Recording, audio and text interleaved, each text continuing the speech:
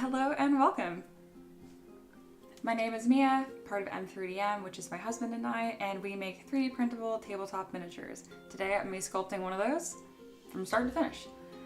This is going to be a steampunk-esque, techie looking elf. She's going to be really prim, pristine, and dual wielding pistols. So yeah, should be pretty darn cool.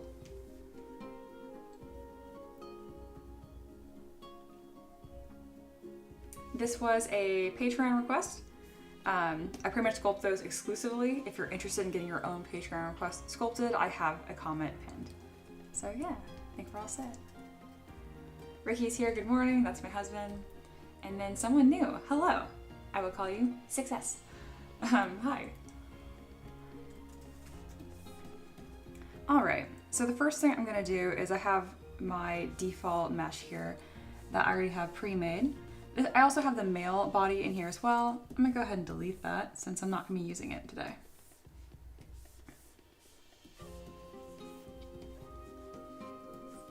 Before I get too far with this, I'm actually going to go to my other pieces of my asset library and I'm gonna grab any pieces that I think are gonna be helpful or useful for the specific model. I predict a lot of this model is gonna be done from scratch. I'm also gonna pin a little sticker of our starting point as a fun reference as we work on this together. The Pan Dragon, hello, hello. And then Success says, hello, I really like your making money with ZBrush video. Oh, thank you. That was a hot minute ago, goodness. That's really cool that you've seen videos on the channel from that long ago. I think my hair was like this long. If you have questions about that, feel free to ask. It's very, very relevant to what I'm working on doing today, so. All right, here's my asset library with all my head and hair pieces. It's been slowly growing over the years, and this is kind of where we're at now. So I want her hair to be kind of like a sleek, tucked back bun, and I'm gonna do some sort of cowl, probably. So I'm gonna look at this bun hairstyle I have here. I think that's gonna be perfect. So I go ahead and I append that, and then I shrink that roughly onto her head. It's not going to be perfect, we'll clean it up later. And then Success says, yeah, that's how I found your channel. Very cool. We're finally going to be making videos similar to that. Again, live streaming is kind of just warming up the channel and our little YouTube return. Yeah, would you ever make another video about that topic? Absolutely, and I have a lot more specifics I can share on that now because it's been another year since then, another year of me, making a living with ZBrush full time. And especially now that ZBrush is on iPad, I think it's gonna be a lot more accessible for more people. I'm looking into making courses for the new version of ZBrush actually. Kind of a fun teaser there.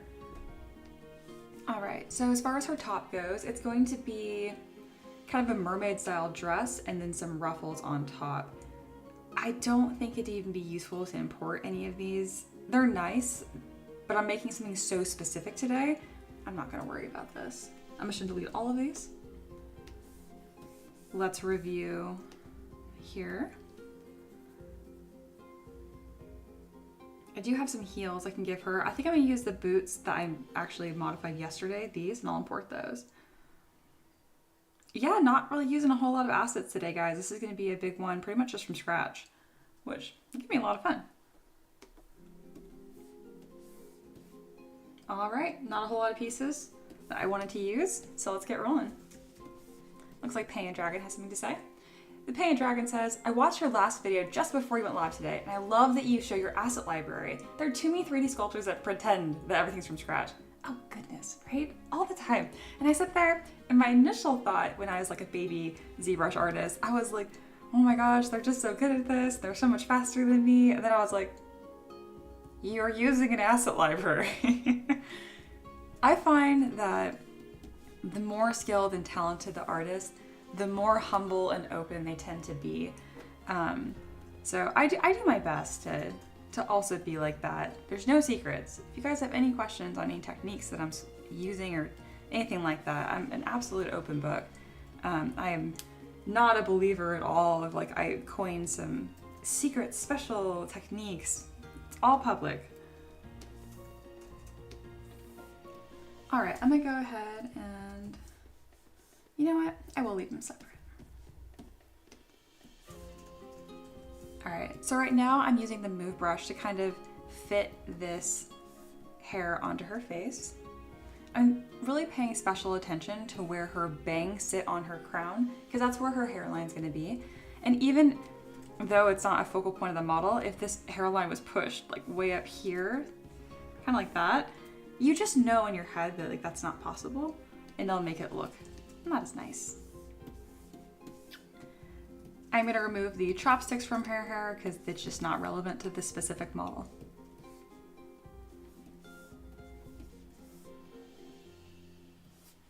And then Success says, yeah, I'll be looking forward when you start uploading YouTube again. Awesome, I'm excited.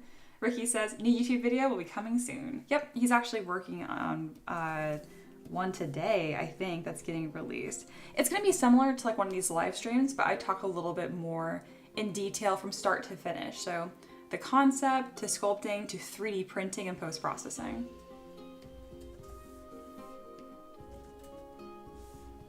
And then Success says, I will set my bell on that, set my bell for that, like notifications. I really appreciate that. I joked in the last live stream that even though like liking the live stream does really help and subscribing and the bell and all that kind of stuff, a little part of me like dies. Like I cannot say like, that like and subscribe, set the bell. I don't know. It's not that I'm like above playing the game or whatever. It feels so stiff, I guess. Ricky's so funny at the end of the videos. He's always like, say that, remind people. And I'm like, It's one of the small things that we've actually disagreed with as far as like business stuff goes. I think at one point we settled for just making like a little like banner that would pop up on the bottom of the screen so I didn't have to say it.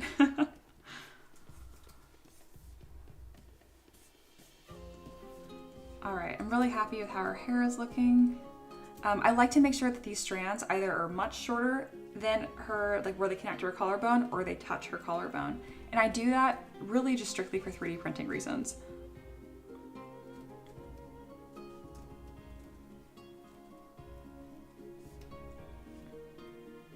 All right, this has a really natural flow to it. Let's do a little bit more work on her face. I'm actually gonna hide her hair, and she's gonna be an elf. So even though it might not show through her hair, or it'll be difficult to, I wanna see if I can get those ears. The way I do that is using Mask Lasso. And then I simply use the move brush. I mean, it's really, there we go. I'm very careful where I grab. So if you looked up there, you'll see that I actually tried multiple times because I want to make sure that I'm not like destroying the structure and the integrity of the ear.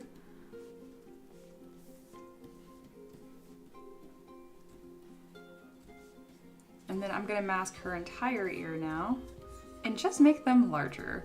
I'm gonna give her big ears just so they actually show up through her hair. It's gonna look weird without her hair, but it'll probably look quite normal when everything is there.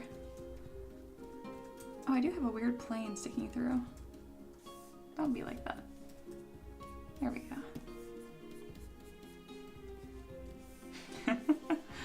That looks a little funny. I'm gonna clean that up with the pinch brush and smooth. All right, now let's have her hair back and see, it actually doesn't look too odd, even though like without the hair, it looks much too big. I don't want this clipping here, so I'm gonna use Move with Alt held down, and that will pretty much invert the move brush and it will push away from the camera. Doesn't even have to be totally perfect. I just don't want there to be hair growing out of her ears, you know? That's not very refined and sophisticated, and that's what the goal for this model is going to be.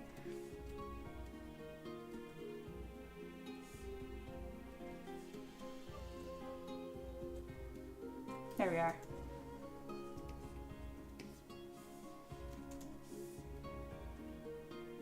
And then 6S says, where can we shoot this idea?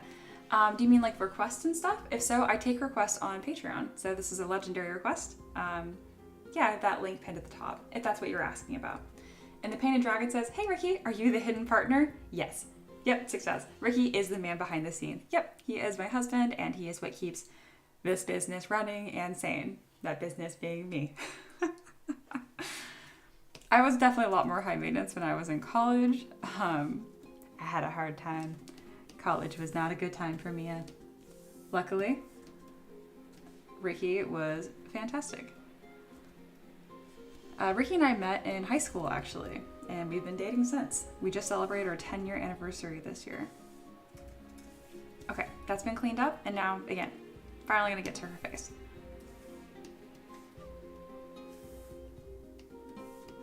So she's an elf, so I like to kind of give her that classic thinner brows and stronger cheekbones. So I'm gonna go ahead and compress these using W to pull up the 3D gizmo. There we are. I'm gonna hide her eyelashes and I'm gonna change the eye structure underneath, and then I'll fit the eyelashes to that. Gonna narrow her nose, pull her nose bridge down, and give her a little plumper lip here because she's gonna be this like kind of prissy noble lady.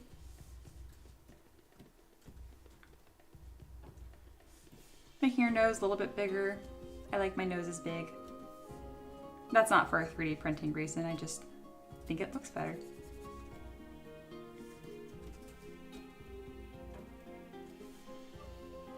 Being careful when I grab her cheekbones to do it from multiple angles, so I'll be grabbing from right here and kind of adding some more volume there and then smoothing it out gently.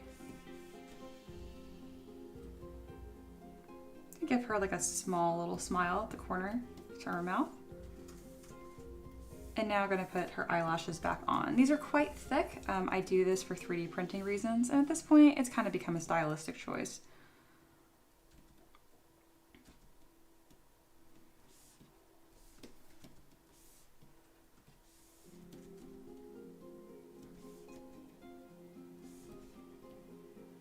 Love how that looks. Very nice. Very cute. Looks much different than our starting point. Let's see. Ricky says, feel free to leave your video ideas in the chat. Yes. And yes, I am, quote, the husband. Yes, I frequently call him just husband. Success says, congrats, guys. I also like that type of relationship. Yeah, we feel very lucky. We really do. And he continues, or they continue. For now, I guess I just want to see time-lapse and tutorials and that new making a living with ZBrush. Thank you. Awesome. I already know Ricky's up there writing all that down. All right.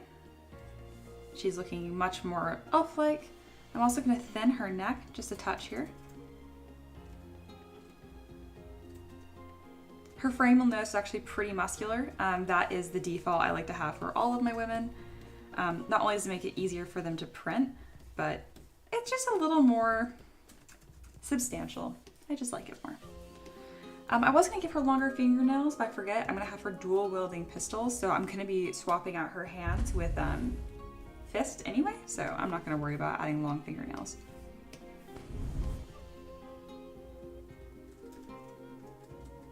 All right.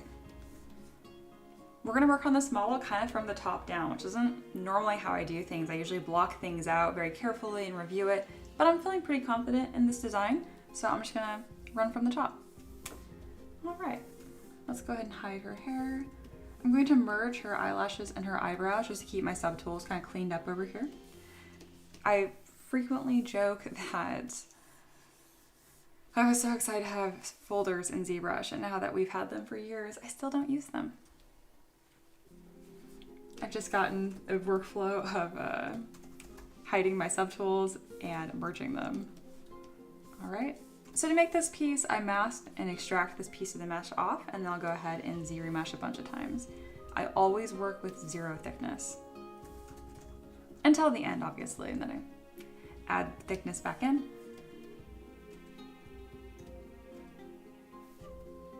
The Painted Dragon says, what are your thoughts on the new subscription cost of ZBrush? Are you using the ZBrush iPad edition? I would like, let me answer the first one. I hate it. I hate the subscription. I have a perpetual license. I think you guys can see it up here. It says 2022. That is the version that I have. I have not upgraded. I have not purchased a new license because I had the perpetual from 2022. Unfortunately, someone asked about this last stream, or a couple streams ago, and it made me paranoid. So I logged into Pixelogic to like check my license, and sure enough, it's gone. It has disappeared. So I'm currently working with support. By that, I mean emailing them every 2 days because they're not responding to me. Being like, hey, my license disappeared. What do I do? There is a under Z plugin somewhere right here, or under help, I think it is. Anyway, you can bring up your ZBrush license. Obviously, I'm not going to put that on screen. So I screenshotted that and sent it to them as proof that I own this. But obviously, Maxon is... There's no reason for them to want to help me on this, because if they're not able to help me with it, I would... Whenever I have to get a new computer or move this software anywhere else, I'm going to have to buy the new subscription, which blows. But I'm kind of trying to warm up to the idea because, as your follow-up question here was about the iPad edition, and that's pretty darn cool. And I do have an iPad. I'm very, very attached to my keyboard because I use so many shortcuts.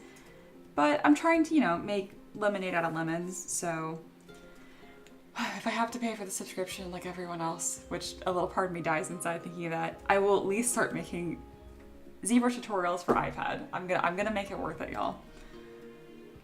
But I'm super mad about it. Fat Night Princess here. Hello. Hey, what are you working on today? I am working on... Very good questions. There's more people here. I should actually talk about that.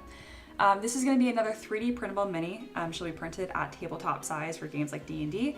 And she is going to be a very prim, steampunk, elven noble lady that's dual-wielding pistols. She's going to be awesome. Success says, big corpo, man. Right? Oh. Pain Dragon continues. You were on the last subscription issue. I'm talking about the subscription increase. It increased.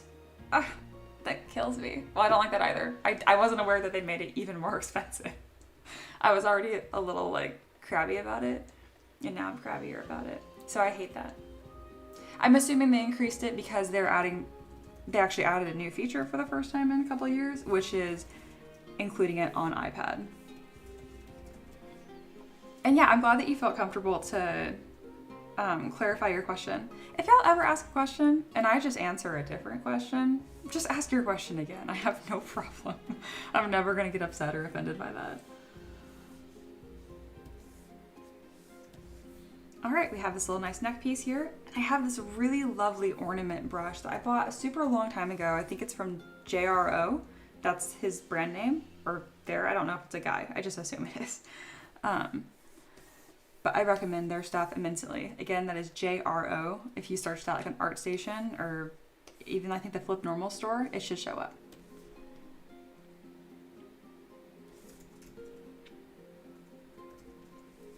So I'm just adding a couple ornaments here. I'm not going to add very many, just a couple.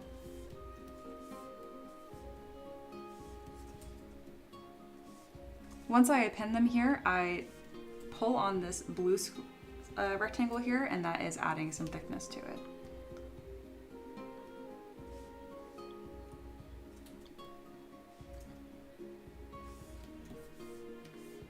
All right, I'm just gonna leave it like that. I know the back of it's completely bare, but I don't want to commit to a stylistic decor quite yet because it's so early on.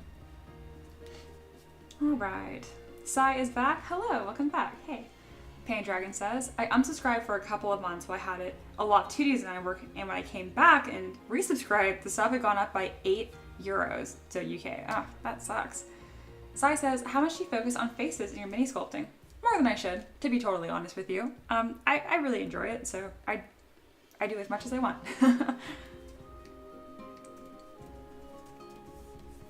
A lot of really good questions today, y'all, and it's really fun to see so many people returning from the last few streams.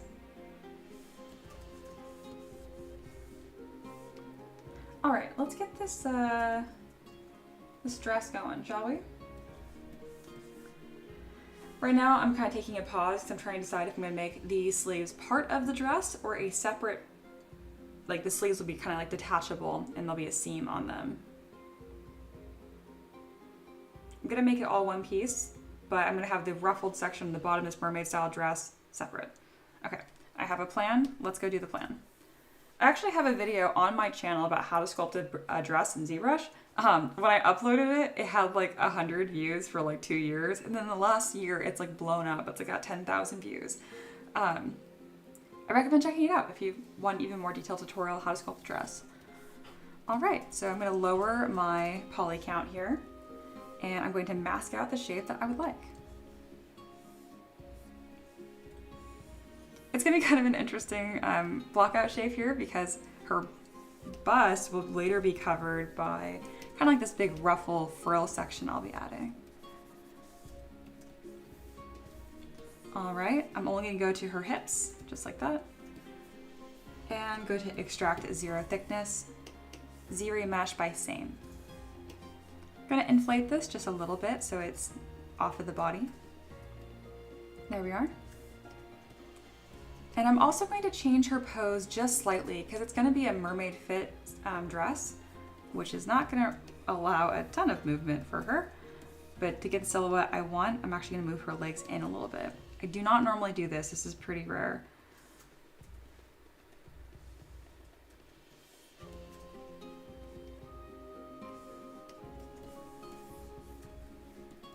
There we are.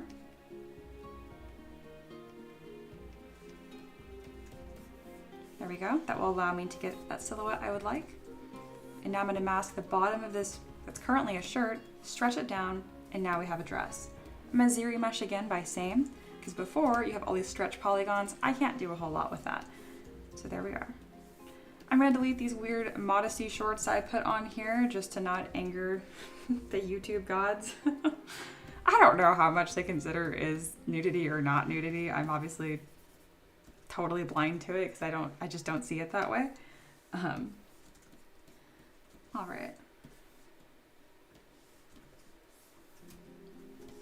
Let's work a little bit more on that silhouette. If you're not familiar with like what a mermaid style dress is, essentially it's one that's pretty much more hourglass figure-like, and then it will have a nice big flare at the bottom.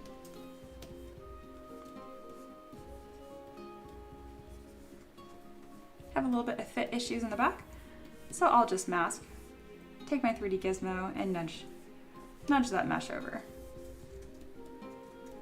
Oh, ZBrush had a fit. No big deal. I need to look at the chat anyway. All right, Monkey's here. Hello. Always appreciate you checking in. Reminder that Meditating Monkey also has a lot of really cool ZBrush stuff, D&D compatible stuff, so I recommend checking out them as well.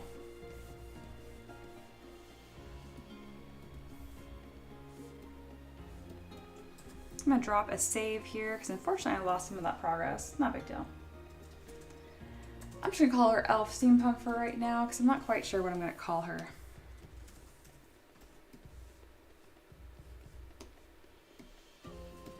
Reminder that this week I'm not gonna be streaming Monday through Friday. I'm only gonna be streaming Monday, Tuesday, Wednesday. So tomorrow is my last stream for the week. And that is because Dragon Age Veilguard is coming out. Very, very excited.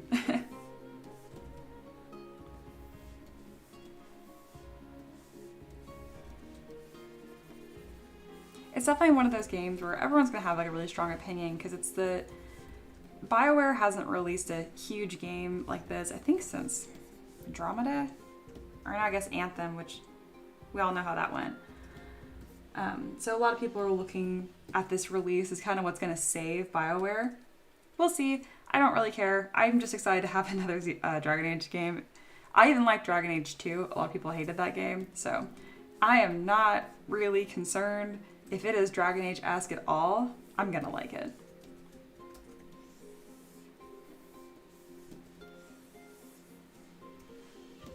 I have plenty of things I like to have very deep and nuanced opinions on, and the Dragon Age series is not necessarily one of them. I just like to like what I like. I like to enjoy the series. I'm definitely not going to come in with super critical or hot opinions of it.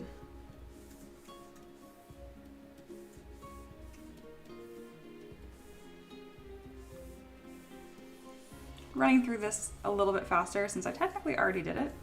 But if you have any questions, always let me know. I have no problem clarifying.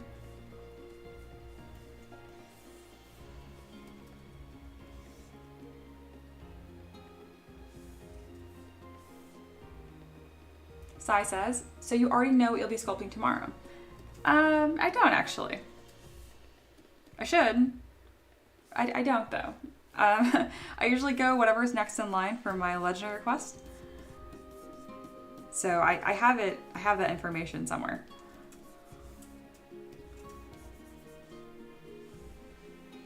All right, and Pandragon says, one thing to look into for your channel is that I thought your channel was dead as the upload videos from a year ago. Yeah. Is it only by the off chance I set notifications? I got a live vid.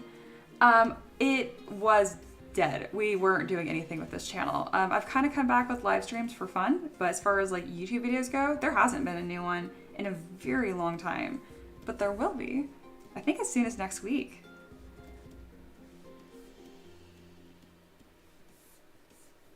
A big reason why our YouTube channel went so quiet is because I moved across the country. I've lived my entire life in California and now I live in Tennessee. So that was a cool life change at a 2,000 plus mile drive. There was a lot to learn. The culture out here is a lot different. Ricky and I fit in pretty darn well. And then I have my horses now on property. I don't board, so that was another learning experience. Need to like build a fence, all kinds of stuff. So it's been awesome.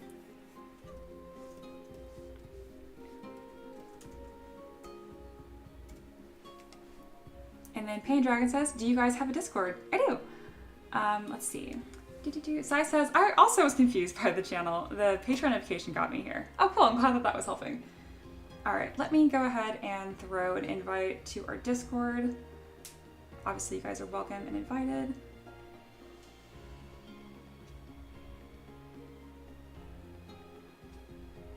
All right, this should work.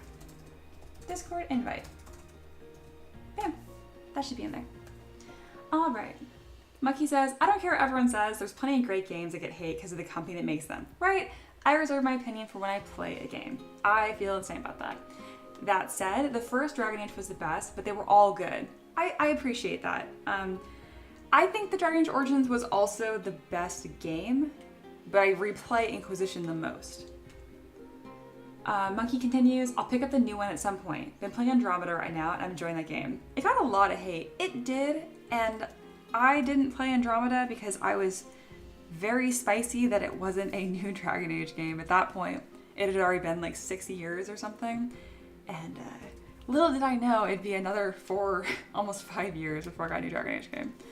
Which, it sounds so entitled.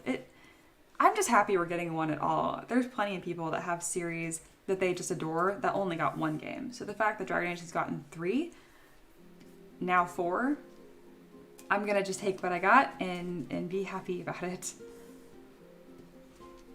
All right, Pandragon says, I'd be fine if you upload the live session to the new video. It would show in my feed then. I do publish, the live stream should auto-publish as a video afterwards. I'm not sure why it doesn't show up in your feed though. I'll look into that. I'm somewhat new to the whole like back to YouTube thing, so I appreciate bringing that up. Discord join, thank you.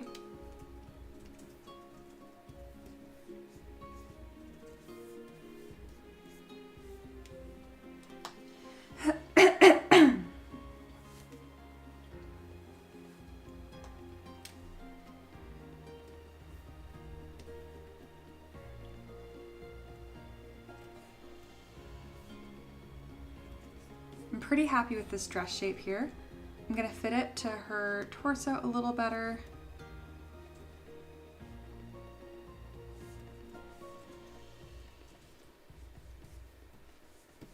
She's also gonna have flared sleeves as well.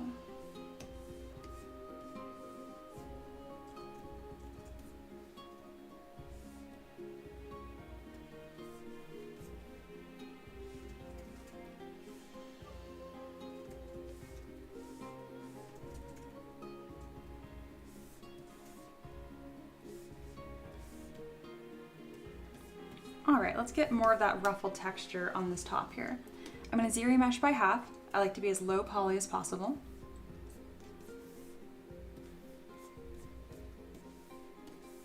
Also going in with polish by features, which I use quite a bit. That's under the deformation palette. All right, that looks good.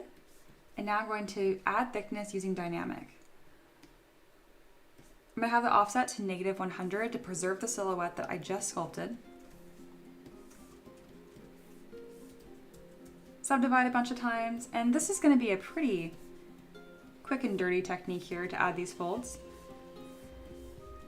I'm gonna use my standard brush. Excuse me. I'm gonna use my standard brush, and I'm gonna pretty much carve a line up, and then right next to it carve a line down. So it's gonna be alternating with standard and then Alt plus standard. Alt just being holding that key down on my keyboard, and that changes the behavior of the brush. I could simulate this, but it's such a simple pinched fabric look that it'll be easy and it'll get the point across just by doing that. Look how beautiful that is, and that's gonna print really, really well. Lots of good grooves, lots of paint catchers, I like to call them. Fantastic.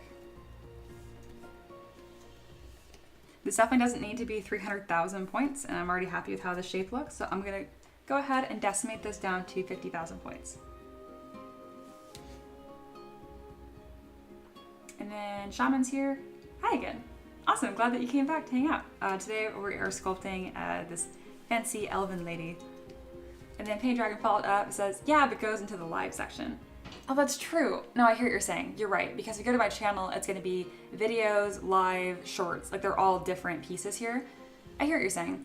One of the videos that we're actually working on right now is gonna be following a model like this.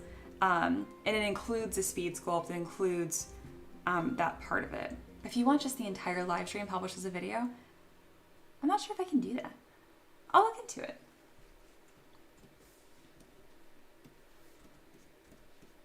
That is kind of silly that doesn't show up in your feed. Huh, you're giving me a lot to think about. I'll have to see what other streamers do as well. All right, so we have a couple main segments to the dress here. I'm tempted to add something on her hips, a belt, something, we'll see. Before I get too much farther into the sculpt, I definitely need to give her some shoes. I have some boots I worked on the other day that'll be just perfect. Taylor's here. Hello, Taylor. Always appreciate you being here. Have you ever thought of using Clo 3D for building clothing elements? I've never heard of that. I want to look it up though. I learned so much from you guys. I appreciate you guys so much. I think it's really cool. I'm always baffled by the quality of the chat. Really good questions, just a really good time. So I've actually done in-person events before. We used to live in Fresno, California, so it's a pretty big city. And I did a couple live talking events, like demos, one I did teaching. And I'm telling you, like the in-person crowd, I don't know what it was. Maybe because it was like a big city but small town feel. I don't know. It wasn't as good. That's all I can really say. So these boots are a little chunky for the slimness of her design and like the sleekness. However, it is supposed to be more steampunk-esque. And I don't always sculpt steampunk, that's just what the flavor of these recent requests have been. So I think it's gonna fit well. Right now I'm just kind of gently nudging the shoe around to make sure it fits her foot. If I need to, I'll just hide the top of it entirely. Perfect. I actually like how that looks a lot. I'll go ahead and mirror and weld, and now I have two of them. I don't need these to be in so many distinct pieces, so I'm gonna go ahead and remesh by union. That also helps reduce the poly count.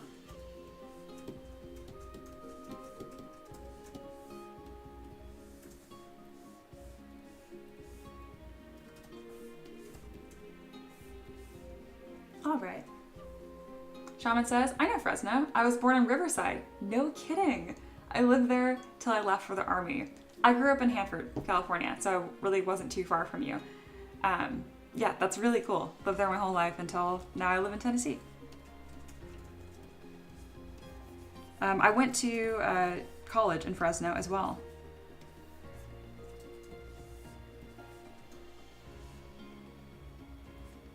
Shaman says, I really like those boots. I would wear those, right? I was thinking the same thing for myself.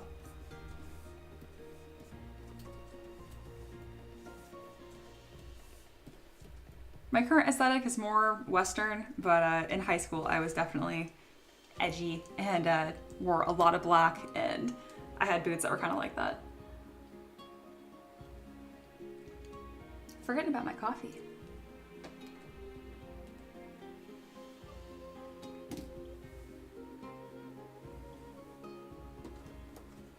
Shaman says, NC, so I'm assuming North Carolina being where you're living now.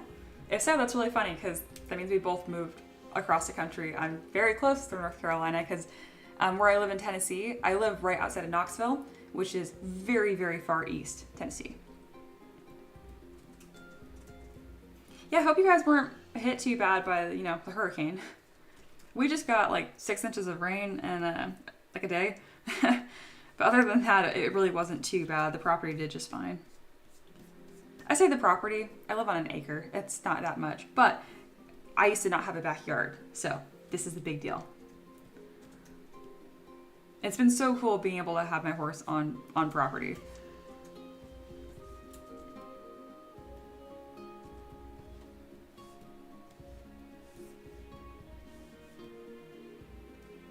All right, looking good. Shaman says, yepper, Army keeps most of its paratroopers in NC. Oh, I actually know about that. My housemates are both military, Army as well. I think they were talking about that.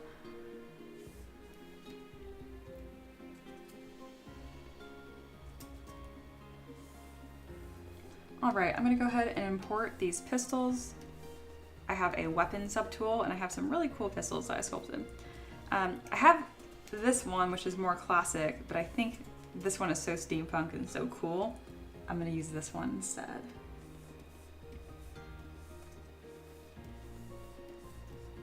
I might make the barrel a little leaner.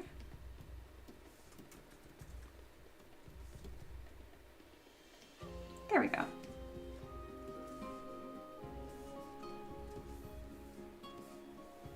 And then I think this, that's not a stock, what is that called? The hand grippy part. I think it's a little too thin, but it's literally gonna be covered up by her hand, so I'm not gonna worry about it too much. If I was gonna be putting this on her hip, I would adjust that a little better.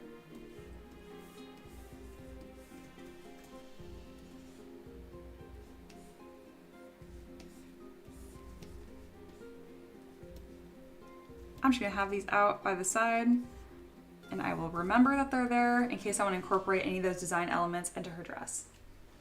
Phil is here. Good morning. Shaman continues. I'm in the low state. I'm low in the state of the storm went around us. Okay, very good. I'm glad. So I know you do this Outcome to Be minis. Have you ever looked at VR avatars? I haven't. I am, you know, tempted to look into it, but I haven't done that yet. Oh, Shaman said grip. It's a grip. I should know this. I own a gun. Like, I should know this. And by I, really my husband, but I know how to use it, so. Fan Dragon said, all hail the acids, right? Isn't that so nice? All right, other pieces here. Speaking of assets, I'm actually gonna go back to my shirts and collar assets because I have a reference here and she has kind of like this almost vampire-like, not hood. Actually, I really don't know what this piece of clothing is called. It's like a large collar, essentially. I think that would be really cool to incorporate. I thought I had one in here. I guess not. I might have actually put it in my headgear one because it's kind of on that line.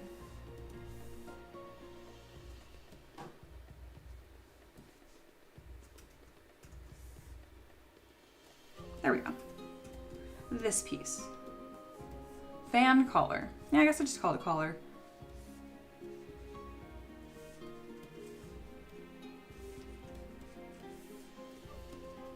It makes her look so fancy.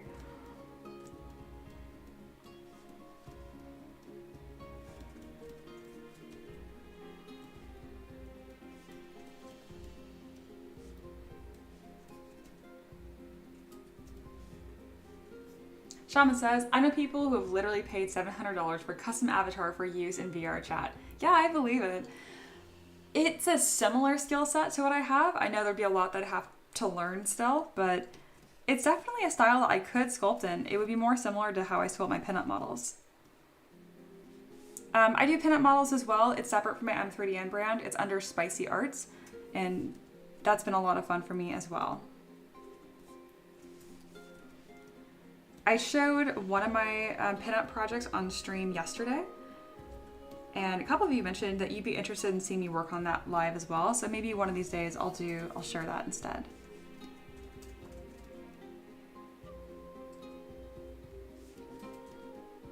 Oh, and just to like really nail this home, because I said this yesterday too, my pinups are not trashy. They're very tasteful, and I'm very particular with how I do them.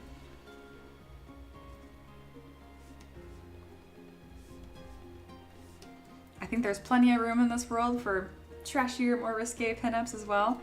Sometimes I just get annoyed that it seems like that's the only option.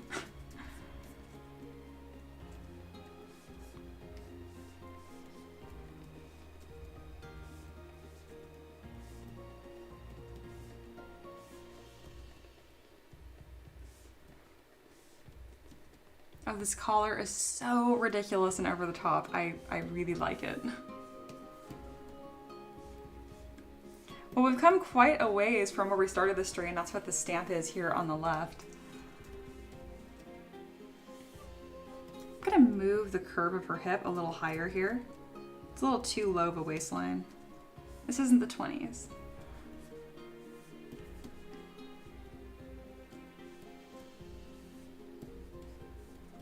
There we are. Shaman said, so pinups, you mean like World War II bomber nose art? Yeah, more like that era. Like, that's what I have in mind anyway. Like, I've done one that's like a really classic, like she's holding like a pie and she has a really cute little like apron and stuff. It's very 50s. But some of them I do that are much more like fantasy based. Like I did one that was inspired by Yggdrasil, the world tree, and she came out really classy and pretty. Sai says, I agree pinups are very tastefully done. Thank you. Would you stream that here though? I might. Again, my big issue is that it's really not part of M3DM, and that's like what this channel is. But I mean, it's both. They're both me.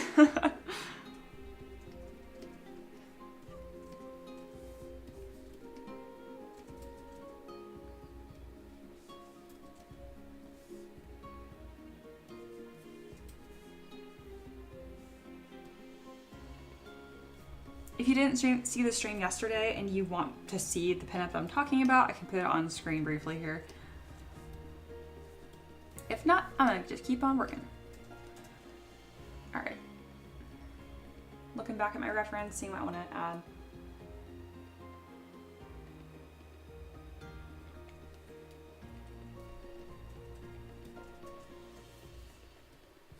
I think it's time to do some cloth simulation.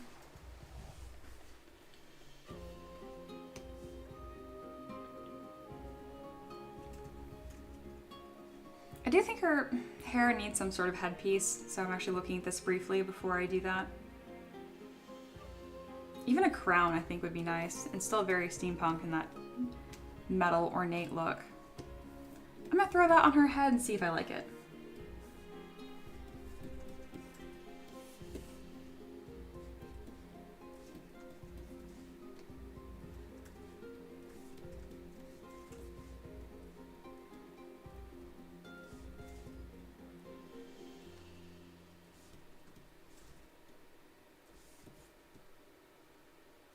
I do like that. I think I'm gonna leave that there.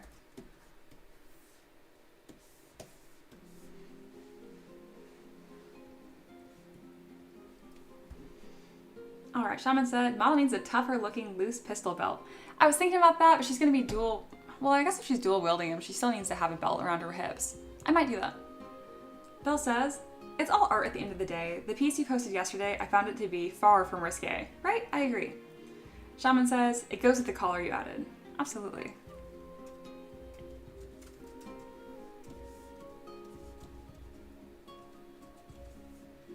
All right. So I'm gonna play with some ZBrush simulation here, which is for her fabric. So sometimes I like how it turns out, sometimes I don't. We're gonna just play with it and see what happens. Hey, Ella's here, hello.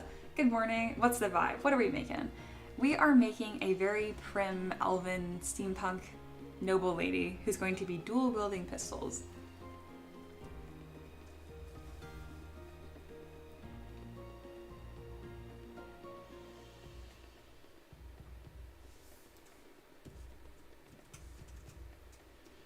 All right, and to do this, I'm going to turn gravity off because I don't need anything that's going to be simulating like wind or that kind of stuff. Instead, I'm going to be trying to simulate some ruffles.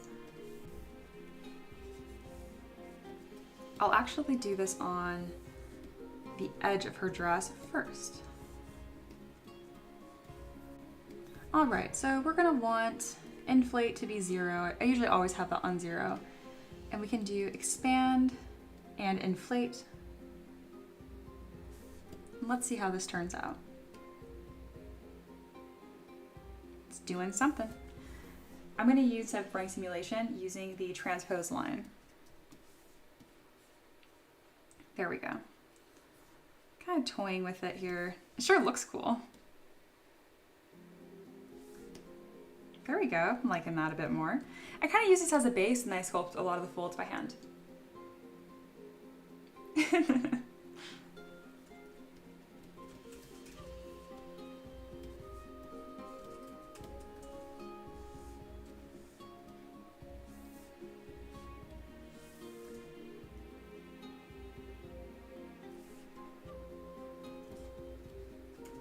Ooh, that's looking really nice. Maybe a little too poofy almost. I'm gonna go in with taper. There we go. Really over the top. I like it. I'm gonna reel it in a little bit, but that's largely gonna be the aesthetic.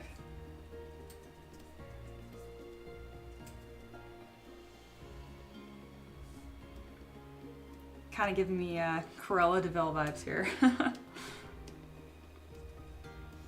Gonna do the same treatment on the edge of her sleeves as well. Yeah, I'm not finding the run simulation to do what I want, but I do find wiggling the 3D gizmo with cloth simulation on is doing what I want. I guess it's gonna keep just getting larger and larger.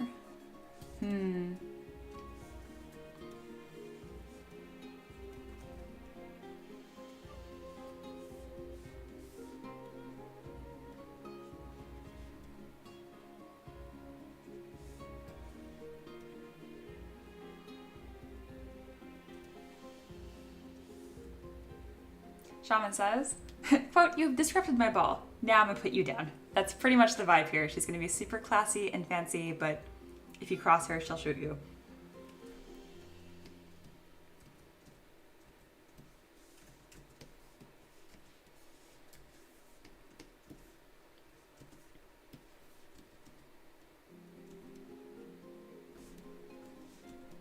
So with that note, I'm actually gonna give her a stronger shoulder silhouette. And be careful not to make too many fine adjustments here because I have dynamic turned on, which is not real. Dynamic is a preview of how the mesh is going to be, but it's not actually happening. Also, her proportions are a little off. I want her to have she looks a little compressed to me. So I'll probably put this in Transpose Master, not to pose her, but to adjust her proportions a bit.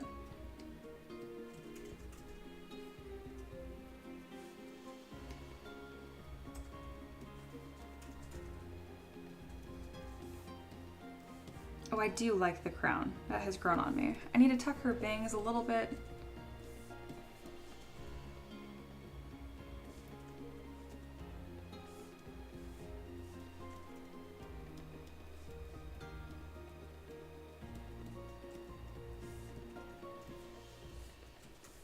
Very nice. I'm gonna go ahead and merge the crown and her hair together.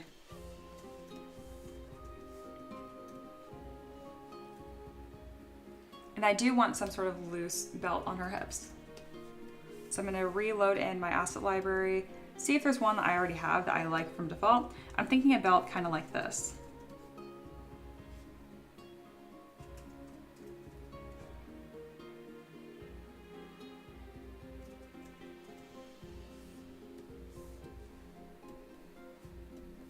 Let's throw that on there and see what I think. Oops, I still have fabric deformation. We're not going to simulate the belt onto her. We do not need that.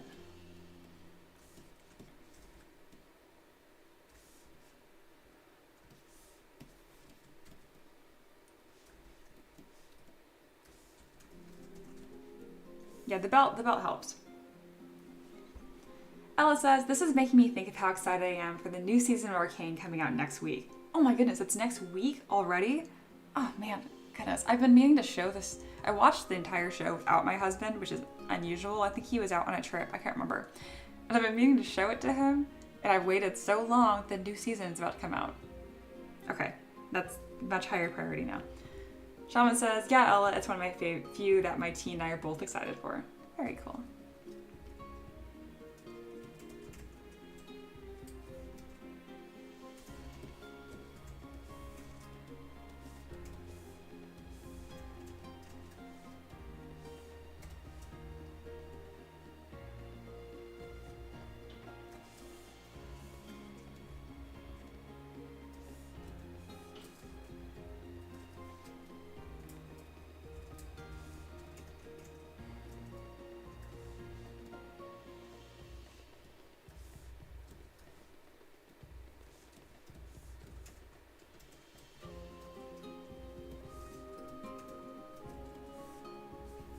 If I'm getting a little quieter here, it's just because I'm getting a little more focused. This is kind of where small adjustments can make a big improvement in a design. So I'm really thinking about how this belt is going to fit.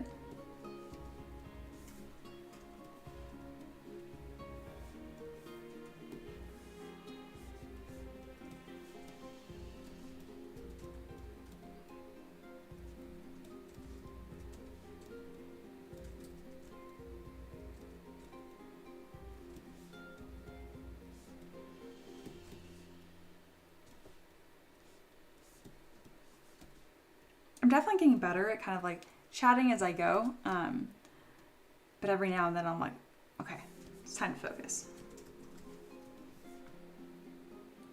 I'm curious what kind of pattern I'm going to put on this dress as well.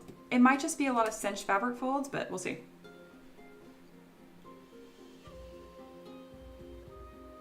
And yeah, Pain Dragon says, stay on target. Yep. Looks like y'all are just chatting about Arcane in the chat, so I feel like you guys are entertained.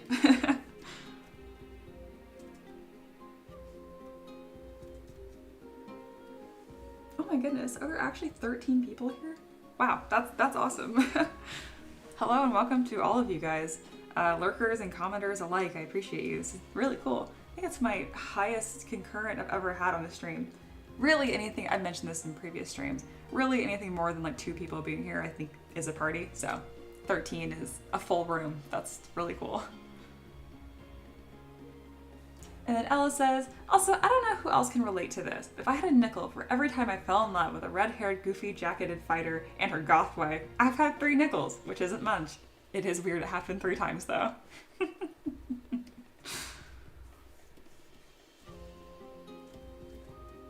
That is niche. That is funny.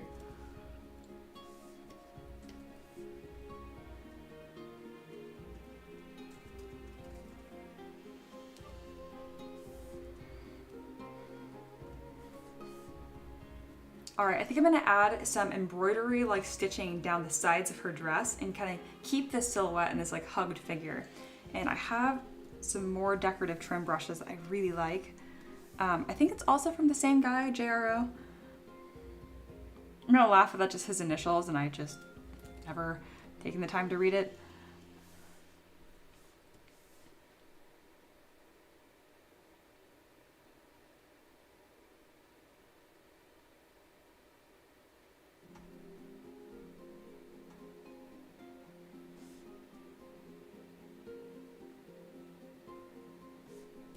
I'm going to try a couple different trim brushes and see which one I like the most. Oh, I forgot that we were simulating, so ZBrush got all angry. That's fine. And then Ella specifically referring to Arcane, Baldur's Gate 3, and Gideon the Ninth. I've heard of 2 of those 3. I can't believe how long it's been since I played Baldur's Gate 3. It's been months, which is insane because it's all I did for months.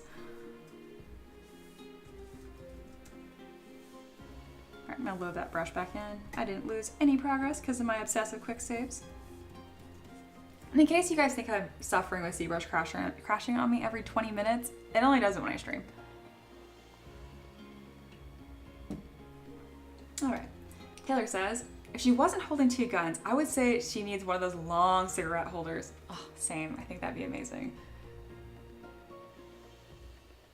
I'll have a little more flexibility in some of the requests coming up.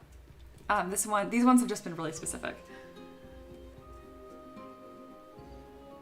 All right, I'm gonna go ahead and add some thickness to the dress.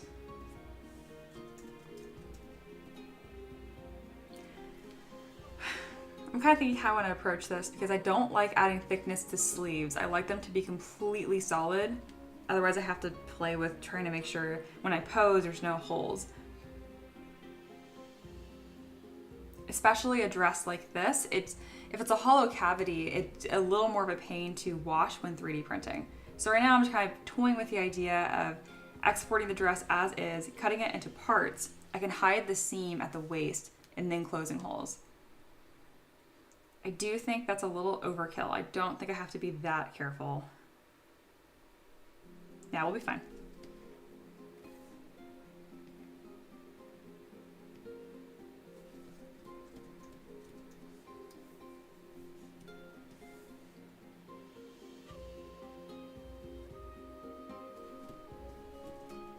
I'm mostly going to pay attention to the sleeves right here. Make sure those are pretty closed up. There we are. And then the nonsense that's happening down here, it looks like insanity. I'm not worried about it. I'm going to be re-sculpting a lot of that anyway. All right, this is our mesh. I can now subdivide and then I can smooth to my heart's content.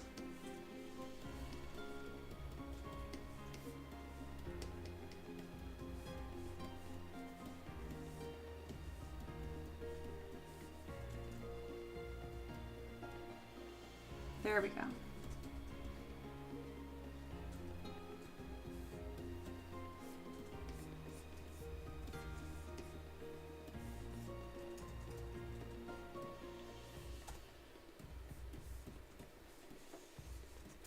This is one of the trim brushes I was thinking about utilizing. I do like it.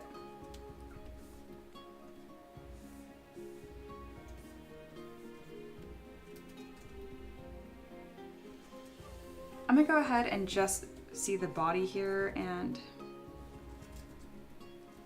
make some adjustments to the silhouette.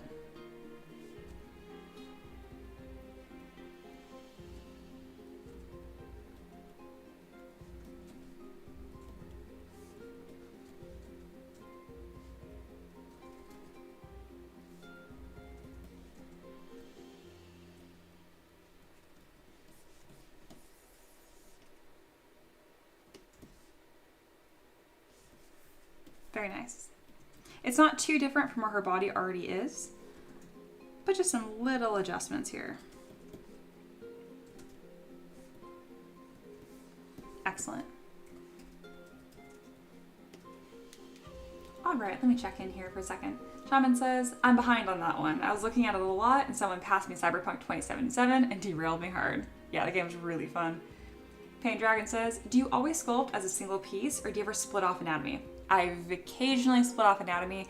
If I am ever having to pose armpits, I hate armpits almost as much as elbows. Any pose where the hands are above the head, yeah, then I'll split off anatomy and re-sculpt this entire shoulder armpit area. Pain Dragon says, you gotta love smooth by grooves. Oh yeah, and polished by features. My favorite.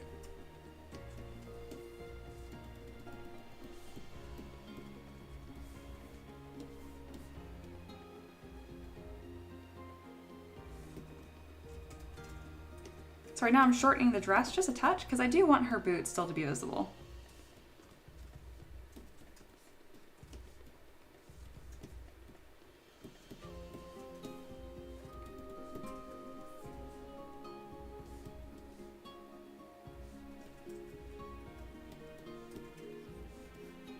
Very cute.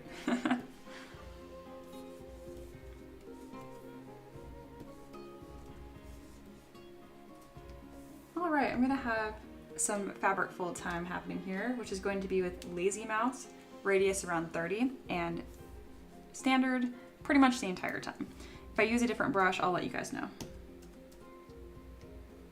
I have my subdivisions very high. It's all the way at 1.6 million points. You can sculpt your fabric folds at low or high resolution. It really just depends what you're doing.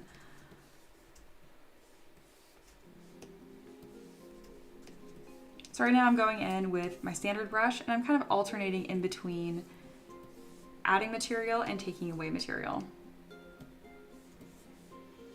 There we go, kind of had it in broad strokes there. So I have my kind of my shapes, my wrinkling happening. I think I'm also going to put a hard seam at the base here, using Dam Standard, also with Lady Radius enabled.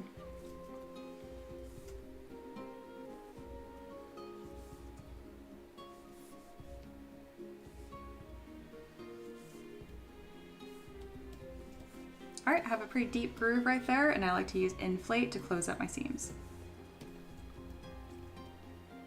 I'm also going to use Pinch entirely because she'll have these kind of daintier arms.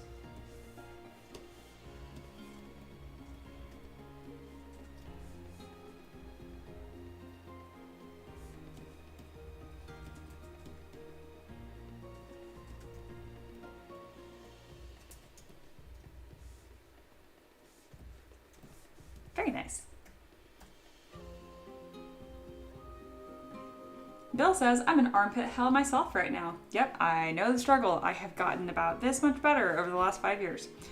Sai says, what's the issue with armpits and elbows? Is it difficult to sculpt or just personal ick? I might go with both, but really it's just a lack of skill. Bill, I'm sure would agree with this too. You have to really understand anatomy to sculpt elbows, like your arms, as they, let me pull up my camera so I can actually see myself.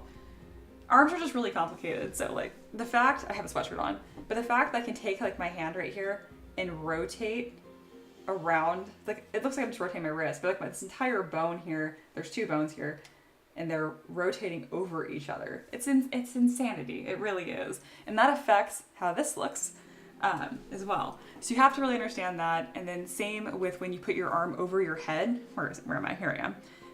You have your collarbone, which sticks here, and it kind of does like this Cupid's bow shape all the way up to your shoulder.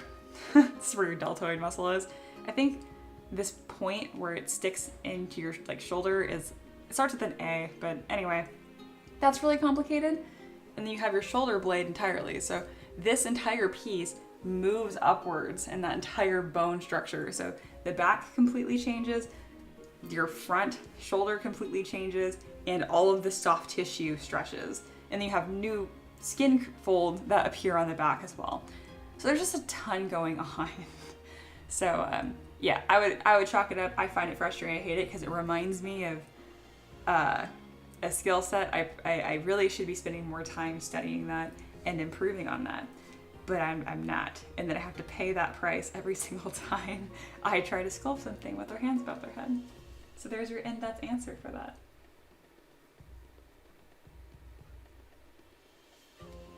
And then let's see. Ella says, oh me, I gotta show you the ruffled brush that I got recently. It's so satisfying. Oh, send it to me on Discord. I want to see it. Taylor says, the volume of the cloth almost seems like clouds. Right? I like it.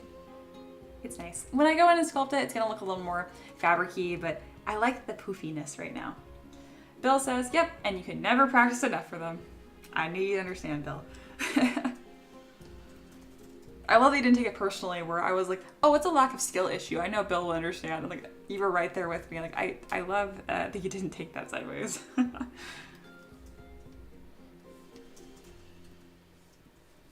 Alrighty.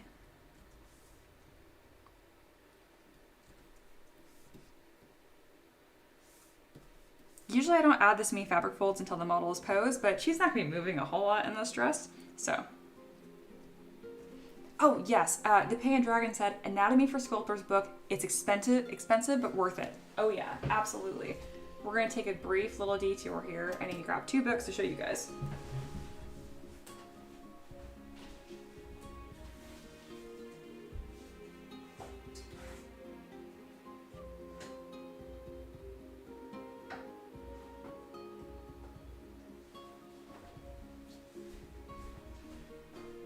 Okay, my other book is actually in the shop, so I don't have it. But this is the one that Pan Dragon was talking about, and it's 100% worth it. 100%. I got this for only like 60 bucks, but now I think a college out there is using it for a textbook, so it's like disgustingly expensive. I'm not encouraging crime, but if you happen to find a PDF online that's not $200, I wouldn't judge you. But the book does rock. It really does. So you can see I have tabs in here. I bet you one of them is arms, legs, and yeah, what I was complaining about, arms. Specifically this shoulder cradle and how it moves when you raise an arm. Very good suggestion. There's just so many creators in the chat here, so I want to make sure I showcase that enthusiastically. All right. Yeah, Ella. Oh, dang, you shelled out for the hard copy. No, again, it was not that expensive like 5 years ago. I don't even know how expensive the hard copy is. I don't even want to look.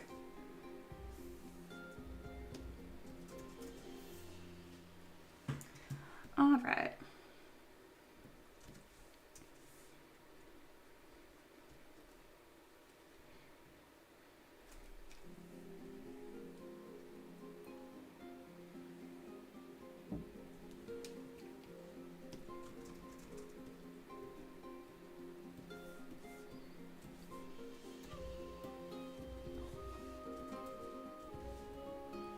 So whenever I'm adding detailed trim like this, I find it much easier to put the trim on a smooth mesh first and then add fabric folds on top of it. Otherwise, you get this really weird deformation as that alpha is trying to follow those new contours. Shaman says, so since it's going to go for a 3D print, you never need to worry about color, do you? That comes after printing. You are correct. I did used to paint every single model digitally as well, just because I enjoyed it, and then over the years, I just kind of found it tedious, so I stopped doing it. I'd be open to doing it again, depending. Sai says, more of a husband query, perhaps. Which printer do you use? That is more of a husband query. I am the one who showed him and taught him how to 3D print, but he's now been doing it for longer than me. We have two printers. One is resin and one is FDM. Our FDM is a Bamboo Labs X1C. It's like the really fancy one. We reached out to them to do like a collaboration of sorts, and they were very generous. Let's put it that way. Not what we were expecting. They rock. We have lots of good things to say about them. And then our other one is from Olegu, which was also given to us from Olegu, and it's a Saturn S, I believe. I'm not sure if husband is listening right now. He's working in the loft right now. And he usually has the stream on, but he does have other work that he's doing as well. But those are the two printers I know we have currently. We've had lots over the years. We started off with the Anycubic Photon, which is very funny because it was very expensive at the time, that first resin printer. I think that Anycubic Photon used to be $500 and now is barely competitive. Obviously, they've iterated since and have lots of new improved models, but I'm talking about the original old one.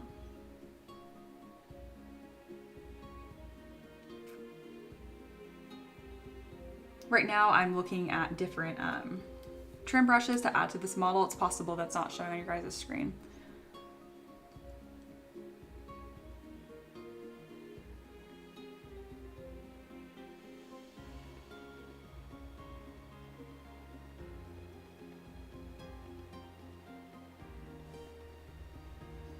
I'm looking for something here that feels kind of Art Deco almost. We're gonna try number 36. Yes, wow, that's really elaborate. I was not expecting that. I love that. Wow, okay. How am I gonna incorporate that? I probably will just do that from the hips down. I think it'd be a little obnoxious to have it all the way.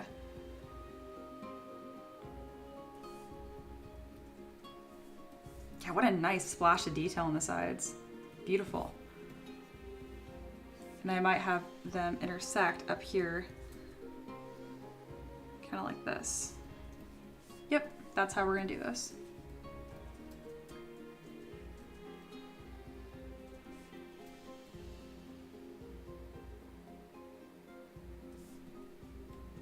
I'm not worried about how it got kind of blurry right there because the belt covers it.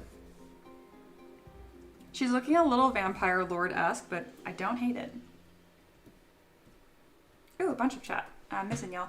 Monkey says, as crazy as it sounds, that's my main use for ZBrush. I make stuff that I turn into illustrations.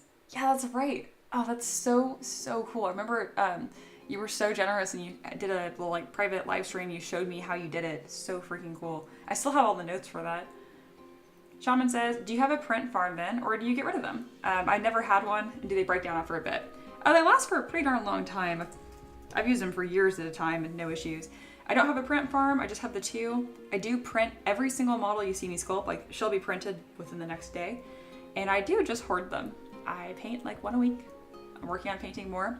I've been toying with the idea of doing giveaways and actually mailing these 3D prints that I do to subscribers and Patreon supporters.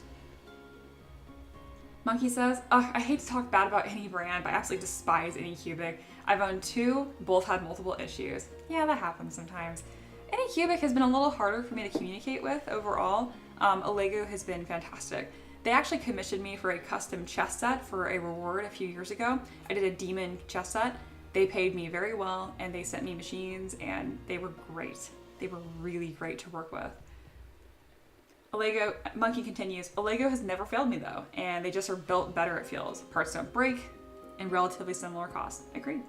Sai says, for resin, I have the Lego printer, Jupiter, nice, but use Anycubic resin and wash station. No complaints.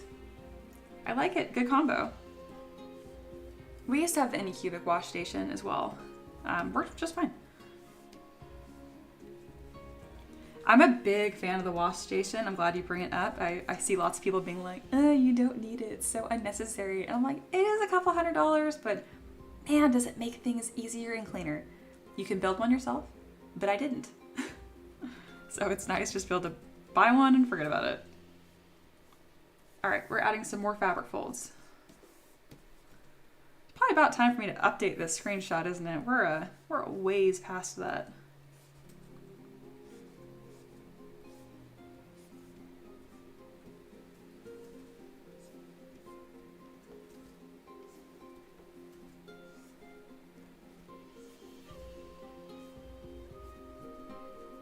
So right now I'm being very careful with the kind of fabric folds that I'm adding. I'm going in and out of symmetry as well. All this is done with the standard brush.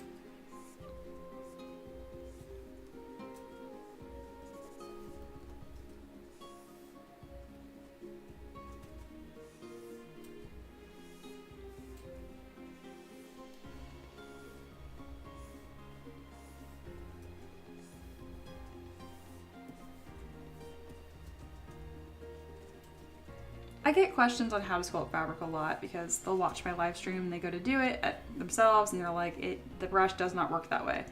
It's just a lot of practice.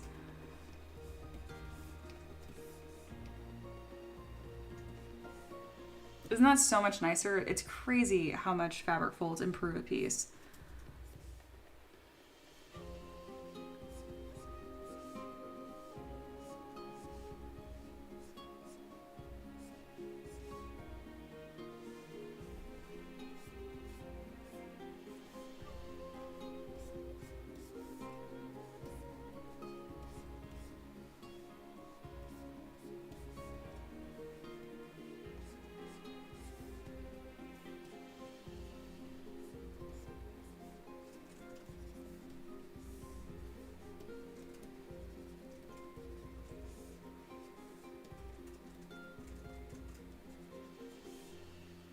Looking much, much nicer. All right, lots of good chat about 3D printers and all that kind of goodness. I'll let you guys just keep talking about that.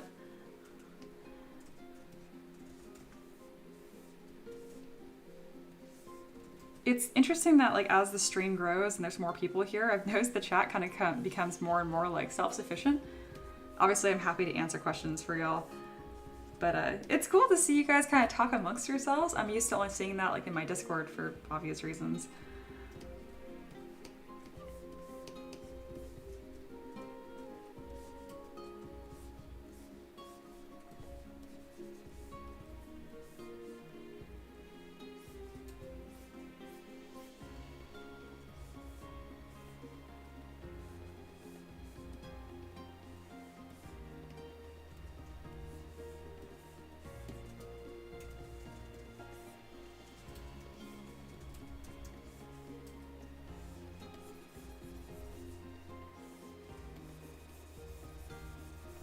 So right now I'm kind of adding some soft pleating right here.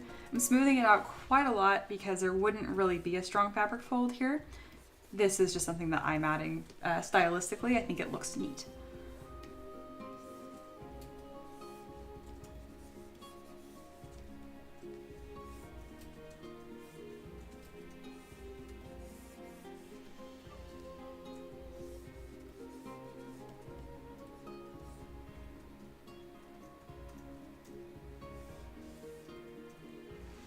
Painted Dragon said, question, do you or have you used the ZBrush? Nope, I am not sure what that is. That's the second software or tool you guys have brought up today that I haven't heard of before. I like it. I'll make sure to look these both up after the stream. Yeah, the other one was Clo 3D, I believe, for cloth simulations.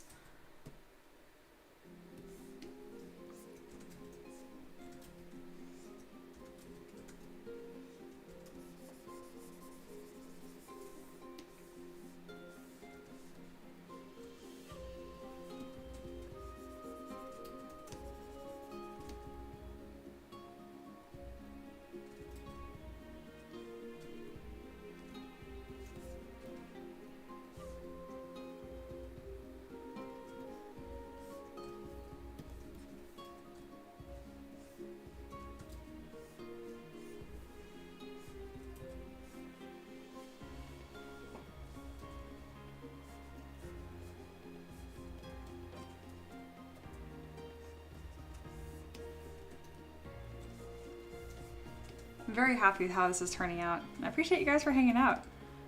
If you haven't already, I encourage you guys to subscribe. You'll get notified when I go live in the future. I am pretty consistent though. You can usually find me here Monday through Friday at 11 a.m. EST. That being said, this week I'm taking Thursday, Friday off because it's Dragon Age release. I'll be careful not to say anything too spoilery when you tune in next time, Monkey, because you mentioned you're probably not going to buy it right away. I mean, I'm pretty good about that. I don't really talk about spoilers. It would just be like stylistic stuff or how much I like the game. Maybe cameos of old characters showing up. I'll probably definitely talk about that because I'd be really excited to see that. I'm pretty sure Scout Harding is a companion now, which is absolutely crazy and so cool. That's how little I know about the game, by the way. Like, I haven't looked into it at all. I just knew I'd like it, so I bought it, and I have been waiting patiently since.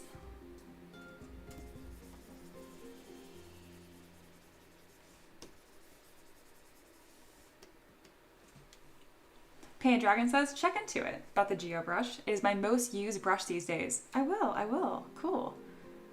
Taylor says, Clo 3D. Yes, same company as Marvelous Designer. Oh, cool. That I am familiar with. Essentially the same program, but with the added benefit of tools to make the clothes into real wearable fashion. Oh, that's so cool.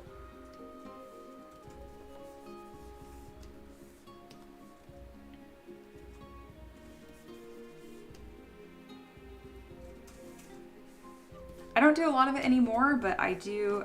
I used to do a fair amount of sewing actually. So the idea of being able to wear the clothes that I had designed for my minis and sculpts is really cool. Because making patterns is like, that's something I was never very good at. That's like higher level.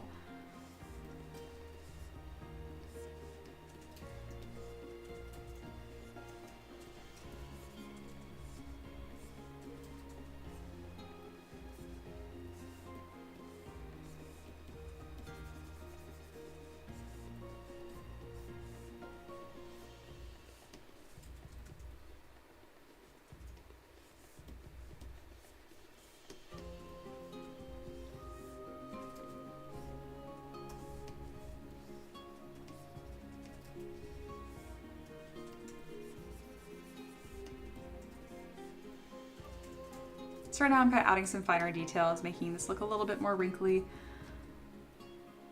I'm also going to add a seam along the bottom here. Reminder that any stroke that you do in ZBrush, you can repeat by clicking the number 1 on your keyboard.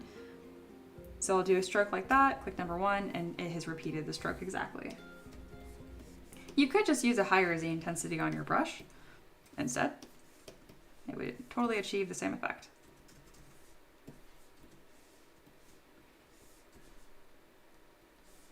Well, what do you guys think? I think this is coming out really, really nice.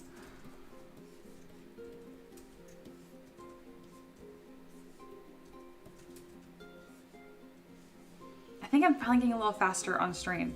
Again, like when I'm not streaming, obviously that's what I'm most practiced at, I'm pretty quick. But I'm still adjusting to hanging out and talking with y'all.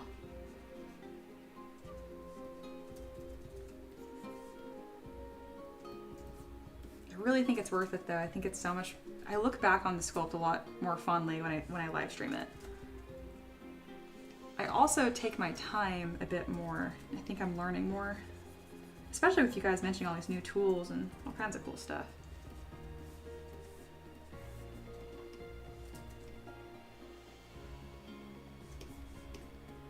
Yeah, I guess I'm not going to push for proportions too much in Transpose Master, like I said. It's kind of happening naturally as I keep working on this dress. Pan Dragon says she's looking good. Thank you. I appreciate it.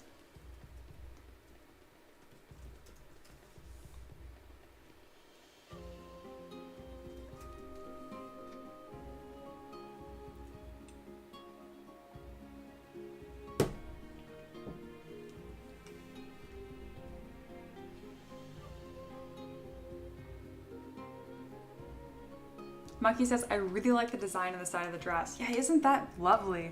Again, I'm pretty sure that's JRO Tools.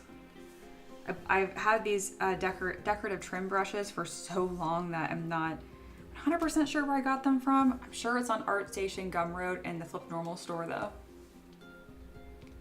All right, we've been live streaming for an hour and a half. I'm very, very happy with the progress that I've made so far.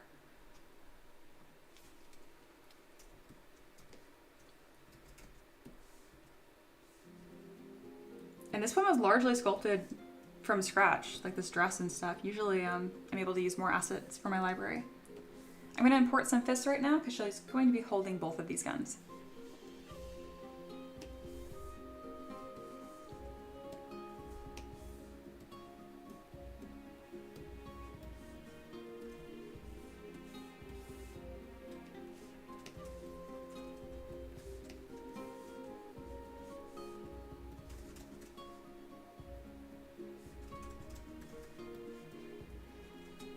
An easy way to line up hands, if you're importing hands like I am here, is just to line up that first knuckle. It always looks smaller than you're expecting, but that's just because all the fingers are curled up. There we are. I'm also going to go ahead and mirror and weld. There we go. All right, very cool. Shaman says, you ever read the old Elminster books? I have not. Actually, I've not heard of that. I might recognize the cover if I saw it. I used to read so much when I was in grade school, especially, and high school. And then in college, I pretty much completely stopped reading. And then I slowly kind of started picking up reading again.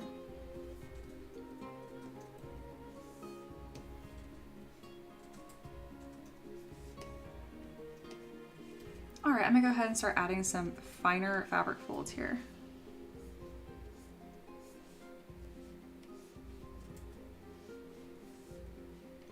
I'm adding these little folds right here because there's a seam, and so I know there's gonna be tension.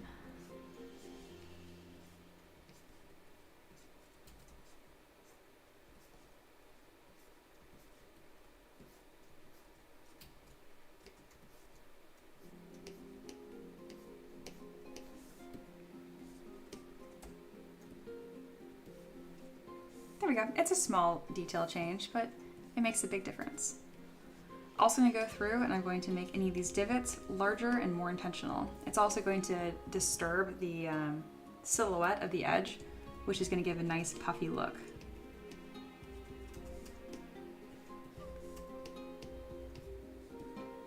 Always telling my students this, but like commit to your forms. Don't mumble when you sculpt.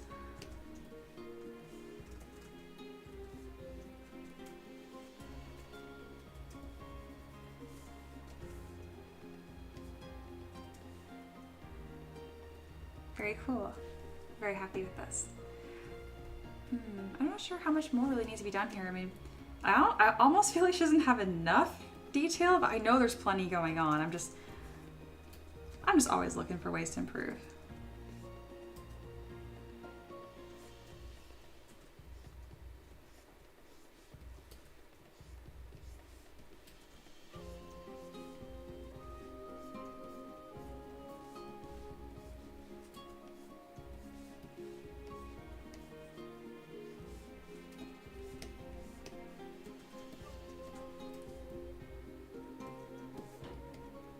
Beautiful. Shaman says, the guy who wrote them, speaking about the old Elminster books, the guy who wrote them is the one that created the world that most D&D campaigns take place in. It's like seeing the original plan for all of it. Ed Greenwood. Oh, I've heard that name. Okay, very cool. Very cool. Taylor says, quote, don't mumble when you sculpt. I love that. Thank you.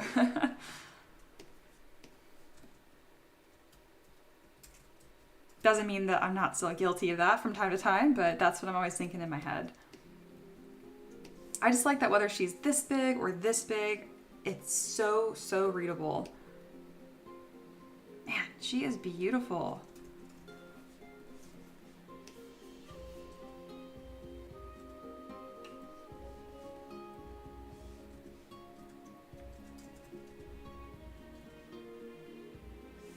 All right, so right now I'm lowering her eyebrows and her eyelid, kind of get a sultrier, more intense gaze.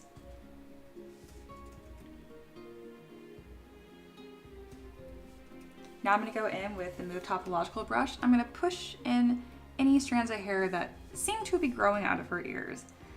That's not very noble, is it? She's not a dwarf.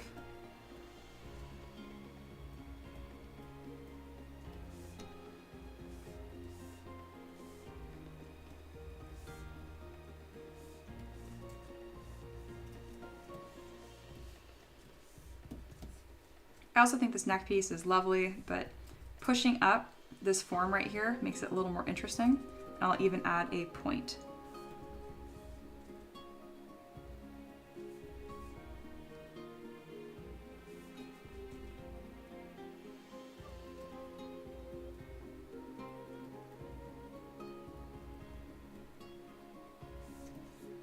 Just making that a little more interesting to look at.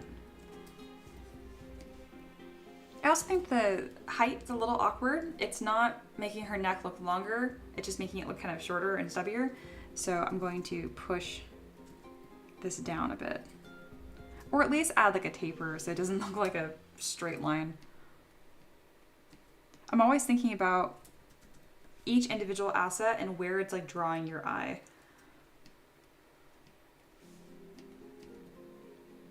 There we are. That's nicer. Small adjustment makes a big difference. I don't like that there's not a very clear distinguishment between this like ruffly bust piece that she has and her dress. So I'm gonna go with Damn Standard. I'm gonna carve in a really hard line here and then click number 1 on my keyboard to really kind of tuck that in.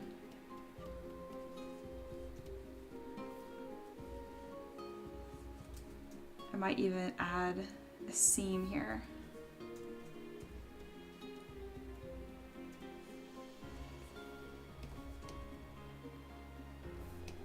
What it really needs is another asset or maybe even like a small belt. But at this point in the design, I think that would take more time than what some other aspects took. So I'll just keep that as a mental note for the future. I'm gonna work on this body silhouette line here. I see this a lot where either people will just pull in the waist and just make it look like this. If you find the bump where the lowest rib is and pull in under that, it just looks nicer. So again, she has ribs to about here. So this will all stick out and then it will, there. So I'll actually pull some material out right here to show where her ribs are sticking out. Pull in a little bit and then push right back out for her belly. It's like small adjustments, but it just makes her look more tangible instead of just like this perfectly smooth belly.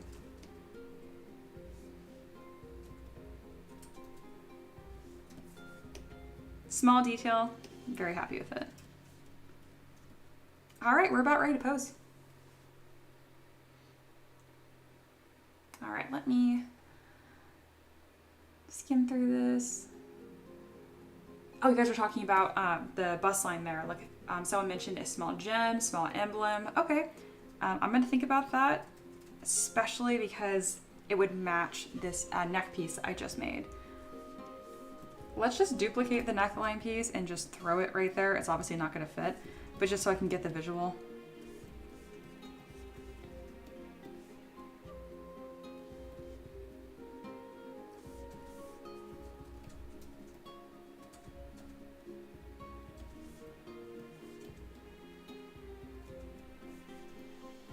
I did not think about incorporating that same kind of style.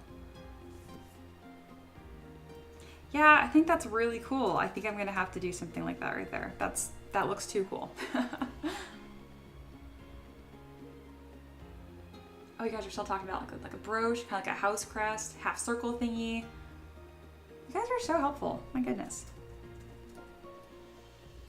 Okay, well, let's do it. What I can do is I can duplicate this dress, drop it down to the lowest subdivision level, and now I can mask something off of that.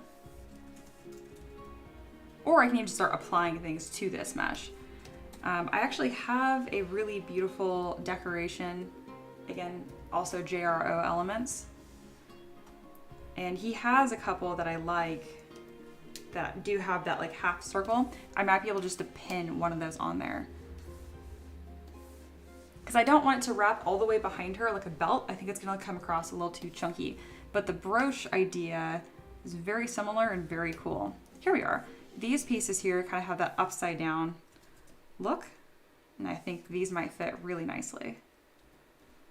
Yeah, see, I wasn't gonna do this. And then you guys brought it up in a way that made sense to my brain.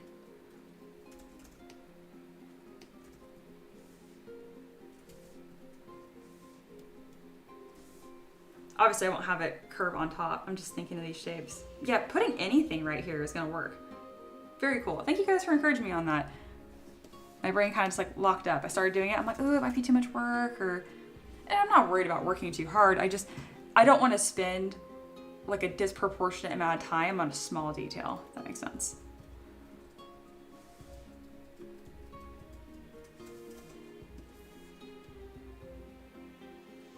I kind of like that fan.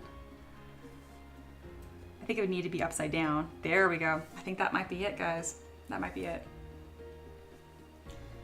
Let's see. Taylor says, how many pre-made packages do you have for ZBrush? Ones that I haven't made myself. I have some wood textures, stone, my decorative trim brushes, these ornaments, and the Danny Mac hairbrush. That's 5. I don't use the stone wood ones very often, very clearly. But the decorative trim, these emblems, and my Danny Mac hairbrush I use very frequently. So really 3 big ones. And then Pain Dragon mentioned you should carry on that emblem aesthetic down to the end of the belt. Absolutely, like a little like metal cap on the belt. Yes.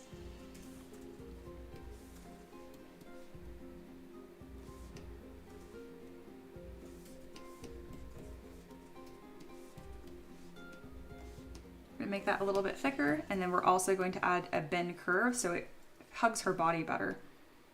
Just like that. There we are.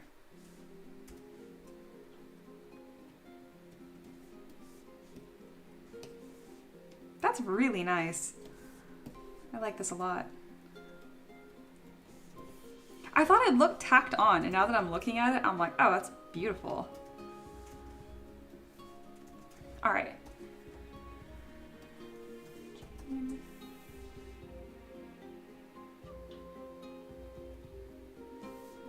I do have a jewelry chains ready to go. And then I'm not sure where I'd want these. Oh, these could go anywhere, couldn't they? You guys are pretty creative. I'm impressed. I'm impressed.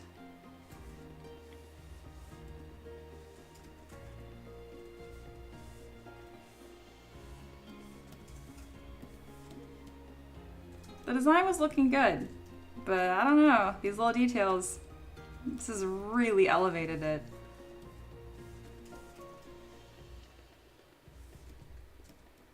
You can have these hook on to the top of the collar. I can go ahead and delete this bottom mesh here. I'm not going to need it anymore. And then maybe a couple chains going down. I'm also going to duplicate this emblem before I forget and put this on the bottom of the belt and see how that looks.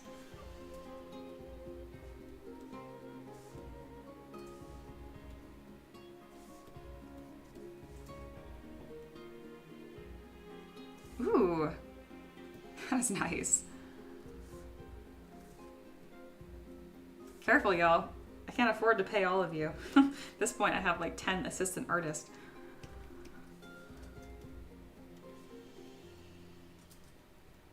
I'll just pay you guys back with good vibes and live streams. How about that?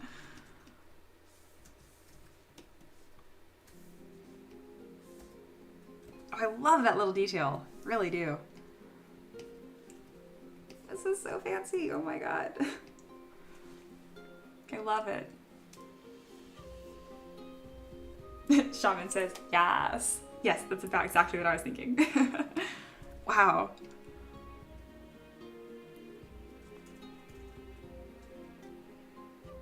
And it still really fits that like steampunk, ethereal, vampire fantasy vibe. Like this character could fit in a lot of different aesthetics. Very cool. Painted Dragon says, good vibes in live streams works for me. Very good. That's what I got to offer. Monkey says, the real payment is the friends we make along the way. Aw. I love that. I kind of alluded to that yesterday too, like thinking of y'all as my little art family. I do mean that. A reminder, I kind of outstretched this yesterday, but I have my work email attached to my YouTube account. So all my creators out there, especially if you want to collaborate or do things, message me. I would definitely be open to doing that. It'd be something like a model collaboration, I assume. Like I make one, you make one, we trade them, share them both to our audiences. That's kind of an easy default one. I'm not really sure of other ideas, but I'm definitely open to them.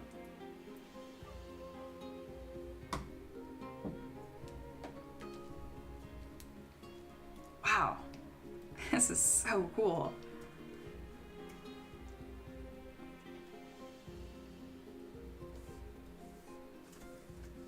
This is one of those models where I can say definitively without a doubt was improved because I did it on a live stream with you guys. And that's a really cool feeling. So thank you.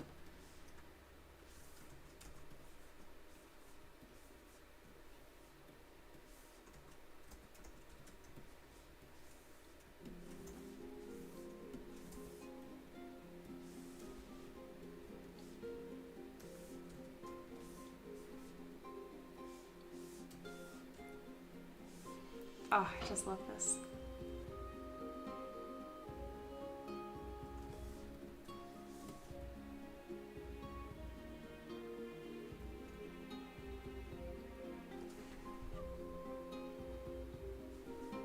Shaman says, crowdsource creativity consultants. I like it. CCC for short. Pat Name Prince says, I just joined your Discord. Good, I'm glad. I'll be reaching out for sure. I would love that. Pan Dragon says, looks very Hunger Games. Oh, it does. Very kind of like over the top. I mean, if I made this color piece, like 3 of them stacked on each other, it'd be even more Hunger Games-esque. Thank you. That's really nails the aesthetic I'm kind of going for. Monkey says, I'm always down. Could do like a map for something you make, and we just need other creators in the community to like write something. So I have a friend, Walker. He's amazing. He's been tied up because he's getting his PhD in mechanical engineering. Such a slacker. He defends his thesis in November though, and after that he's much more wide open. He's the one that I've paid to do all my stat blocks and stuff. He's a fantastic, fantastic writer. I'm editing a book that he's writing, fantasy, and he's just fantastic. So that could be our writer. That's what I'm trying to say. I'm like, I know a guy. I met him when I was in college. He's one of my professors. And then after he finished in Fresno State getting his master's, he moved to Indiana, and he's going through his fellowship at Notre Dame. So yeah, very cool. And he's almost done, and he hated it. I mean, he was good at it, but like getting a PhD is hell. So he's almost done. It's so funny talking to him about it because his attitude just sucks. He's at the end now and he's just like, I feel nothing. This is the worst. I'm almost done. I'm like, just get your degree. Make it all worth it. Painted Dragon says, add peacock feathers. Don't hold back, go big. You know you want to. I do. I would add feathers usually, but again, like this is a series of requests from a guy and I want them to look a little more cohesive, but in the future, like probably tomorrow when I'm not working on these like special legendary requests, I'm more open. Taylor says, I could definitely benefit from using your sculptures for running simulation tasks such as fluid, smoke, destruction, etc. I often use the default objects like spheres, cubes. I'd be open for that. So they're not like, the topology isn't great. So once I have them all decimated down, it's a lot of triangles. I'm not sure if the simulation software would be angry about that, but you are more than welcome to. Absolutely. I'm glad that you guys were like immediately were like, oh, we can collaborate in this way. I have a spreadsheet called connections, and my goal is to make one connection every single week. I think I have easily topped that goal for the week, so I'm feeling good about that. Okay, I'm talking a lot. I think I'm getting excited, but I also need a little break. I'm gonna get some water, I'm gonna stretch. I'm gone for about 5 minutes. Feel free to ask questions in the chat. And if you guys have been hanging out the stream the whole time, I encourage you guys too to take a little break, stretch, get some water, that kind of stuff. It's been almost 2 hours. And we'll be back. We'll pose this model. And then for all of you guys hanging out, I'll share these the free files for this. If you're watching in the future, the files will not be free any longer, but they will be on my Patreon, plus 800 other models. I need to stop saying 800 because I'm actually at like 880. I'm almost at 900, but I don't like to oversell. So until I hit 900, I won't say that. Anyway, while you guys are lurking, I recommend checking out my Patreon. It's what makes this possible. At the very least, subscribe and join the Discord. I'd love to hang out with you. Okay. Wrapped up. Those are all my shout outs. Business. I'll see you guys in a bit.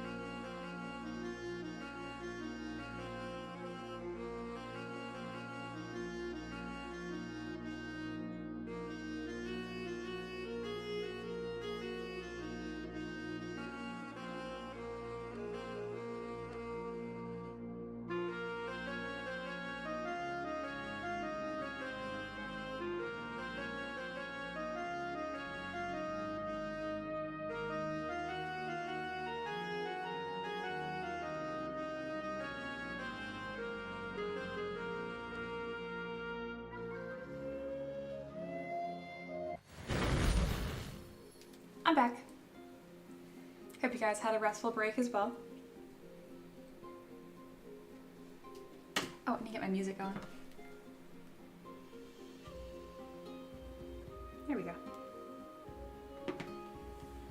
I was a little worried about this live stream because this morning making breakfast, I burned the crap out of my finger. I make breakfast just on a little griddle, and for some reason I was like, oh, I'm gonna rotate the griddle, and I just like grabbed it with my bare hand. So I have a nice little burn. It's like the same size now, but when I initially burned it, this finger was like really like 50% bigger than it normally is. I'm glad the swelling has gone down, no issues. All right. I see Shaman took off, had a meeting, had a really nice ending comment though. Always appreciate that. So this is what we're gonna do here. Okay.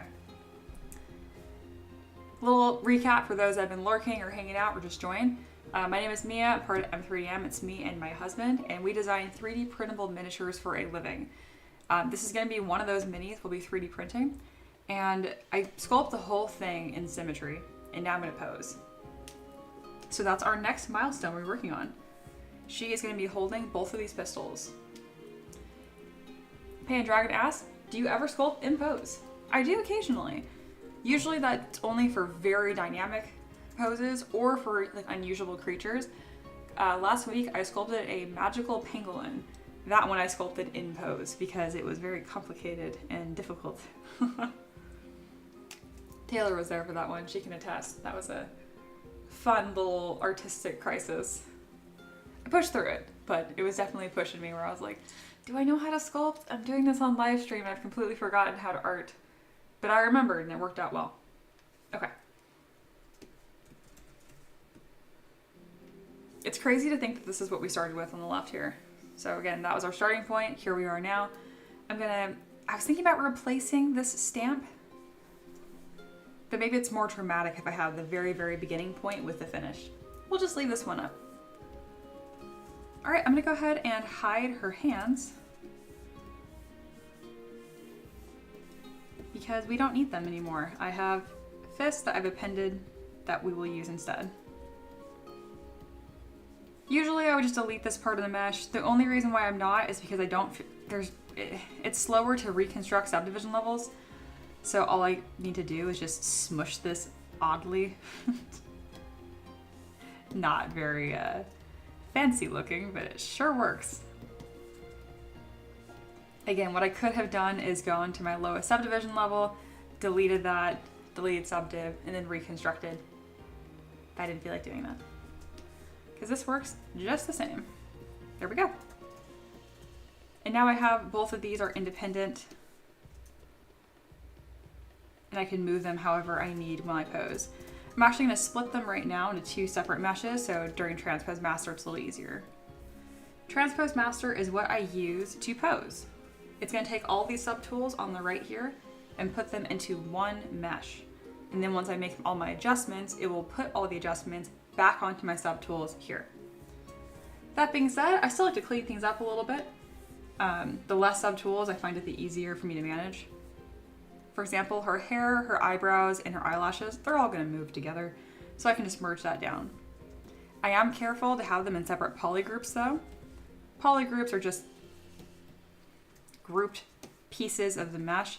You can see that the hair, crown, everything is a separate color. That's indicating different polygroup. So if I hit Control Command Shift, I can select one at a time. All right, looking good. I'm gonna go ahead and attach this body jewelry that you guys helped me design to the top of her bust. Everything else is looking good. I might even go ahead and put these guns in her hand. I don't normally do that. See if I can pose around that, we'll see.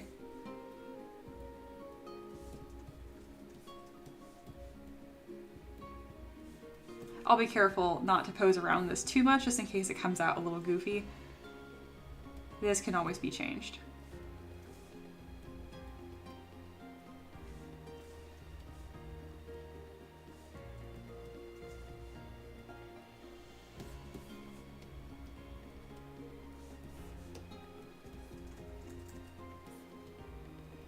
All right, that's largely fit into her hand now. It's clipping through the top a bit, but I can worry about that later. All right. We've got her belt, shoes. I'm just checking all my pieces right now. Looking good. Let's drop a quick save and a manual save, and then we will get posing. Okay, Dragon says, you just have to buckle down and art harder. Sometimes that is just the way. All right. And then, oh, someone new's here. Hello. Tarcisio. I'm gonna call you Tar. I'll say Tarcisio. Can you pose this character without crushing everything? I can. It takes a lot of practice, obviously. Posing can be very, very tricky, but you'll see. Monkey says, who needs hands when we all have tails? Do we? All right. I guess you do, for being a monkey. All right, Z plugin, Transpose Master, and T-Pose Mesh.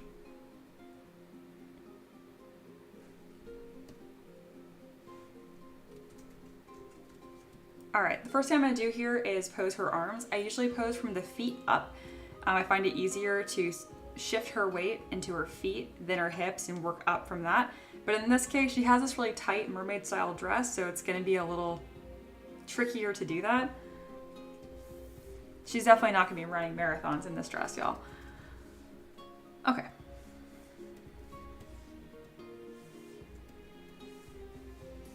So I have symmetry turned off. I'm going to mask this arm here, being very careful at what crease point I am masking to. Then I'm gonna use a transpose line with rotate and pull it down.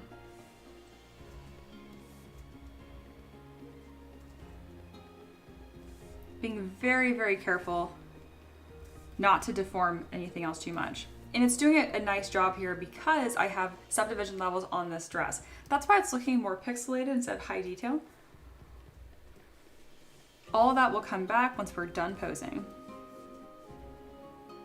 All right, I like to mask just above the elbow here. Draw our transpose line out again, and we're gonna flip this straight up. As you can tell, there's quite a bit of funny business going on with the elbow. That's because elbows are weird and we don't talk about elbows on this channel. Mostly joking. That'll get cleaned up as I continue to sculpt.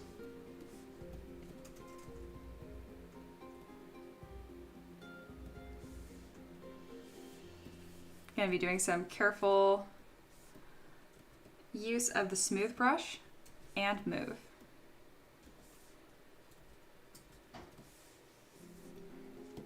Going to mask again.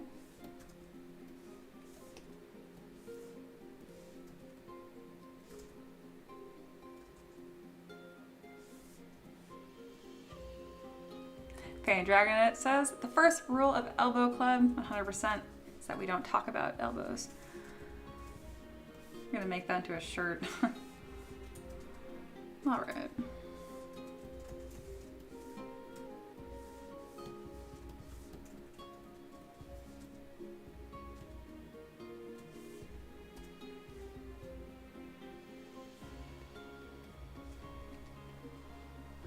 Tarcisio asks, I don't know if it's a stupid question. I doubt it. No stupid questions. I love answering them.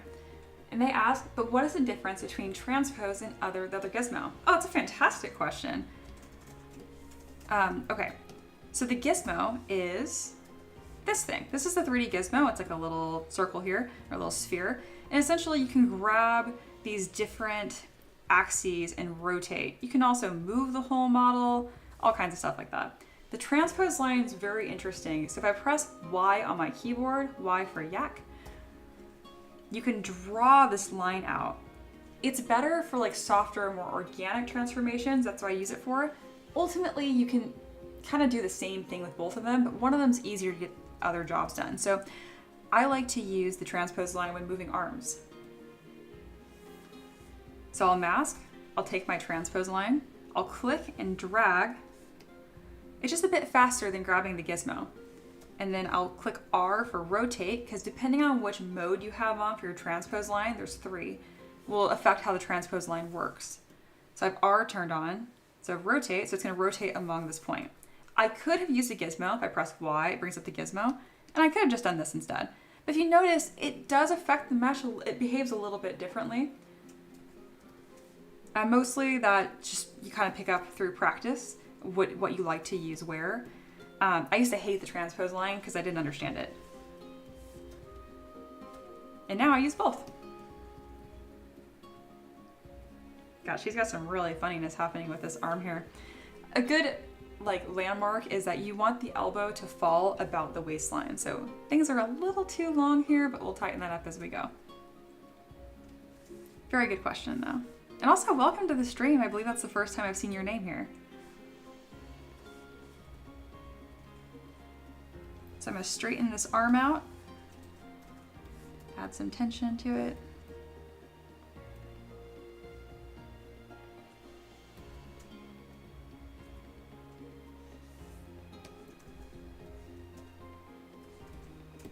So I'm getting like this really dramatic straight line with this arm right here.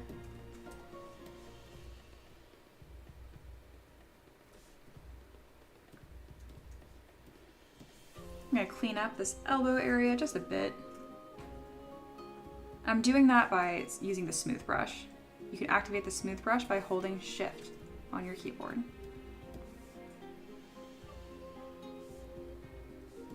Some of the mesh clipping that's happening there is because there's parts of the body that's poking through the dress. I will fix that when we go out of Transpose Master.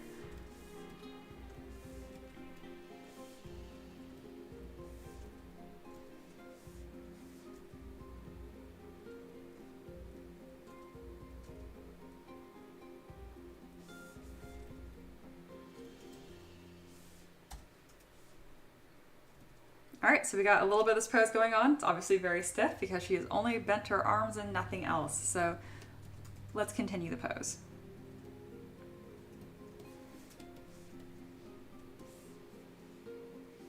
I definitely meant to have this arm sticking forward a little bit more, so we're gonna rotate this forward just a bit. There we are.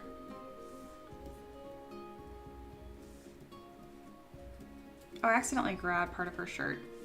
You know, we'll deal with that later. Persisio says, thanks, I'm really enjoying this live stream. I'm glad you're enjoying it. Happy to have you here. I'm new to live streaming on a schedule. I've kind of toyed with live streaming on and off over the last few years, but now I have an official schedule and it's Monday through Friday at 11 a.m. EST, but not this week because Thursday Dragon Age Veilguard comes out. So it's a national holiday. No, I'm just kidding. It's just it's a game that I've been really excited about for 10 years. So I will be taking Thursday and Friday off to play this game. And I feel very silly talking about that sometimes just because, well, my full-time job, I'm an artist. This is what I do. My husband and I both. This is what pays the bills. This is everything for us. And we work very, very hard, and it's definitely more than your typical 40 hours a week. But if you play your cards right, you can kind of get like a backlog of work, and then you can take some special days off for days that really matter to you. And for me, that's Dragon Age Veilguard.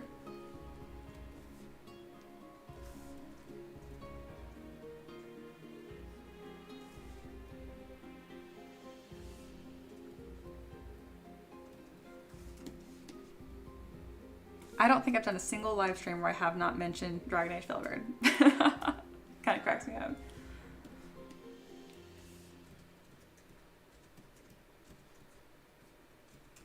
All right, it's looking a little better. It's looking a little less stiff. We'll keep going.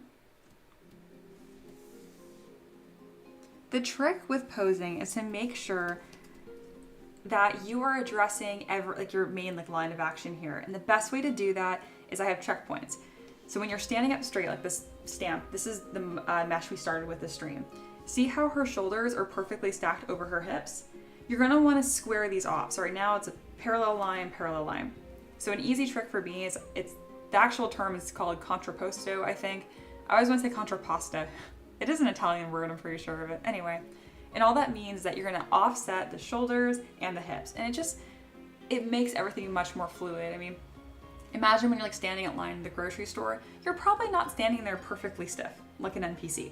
You kind of slouch a little bit and everything kind of droops.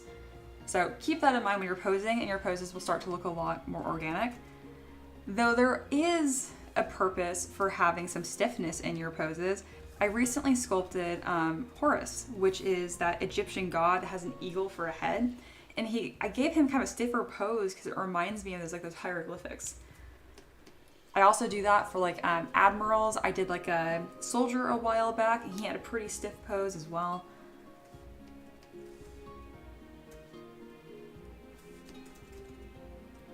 So right now you can see I've kind of pulled one shoulder and one hip towards each other. So we're getting more of that like bend going on.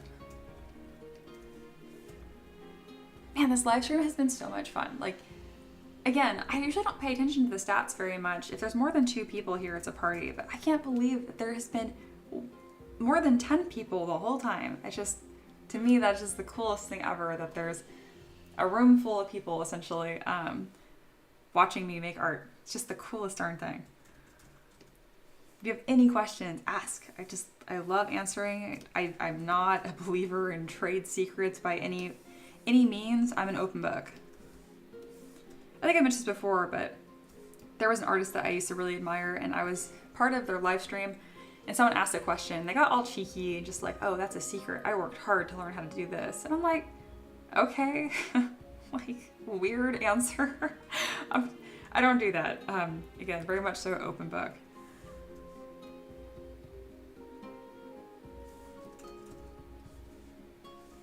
I totally understand if like you run, I don't know, like a bakery and you have like a family like secret recipe. Maybe it's how like they felt about it. To me, it just seems silly because I seriously don't expect you guys to ask me a question.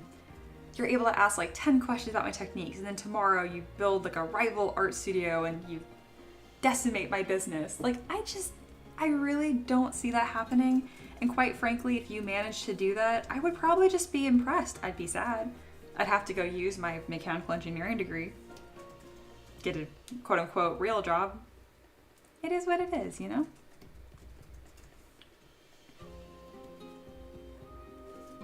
She's got these really funny skinny legs under here, and this happened because I was posing the dress so tightly to her body. Usually I'm pretty firm that you do not do that. Like my students always, I say, let the body win when you're sculpting and posing. Otherwise you get this really deformed mesh underneath, which is exactly what I did here. But I've been doing it for a while. And like I kind of know what rules I can bend and get away with at this point.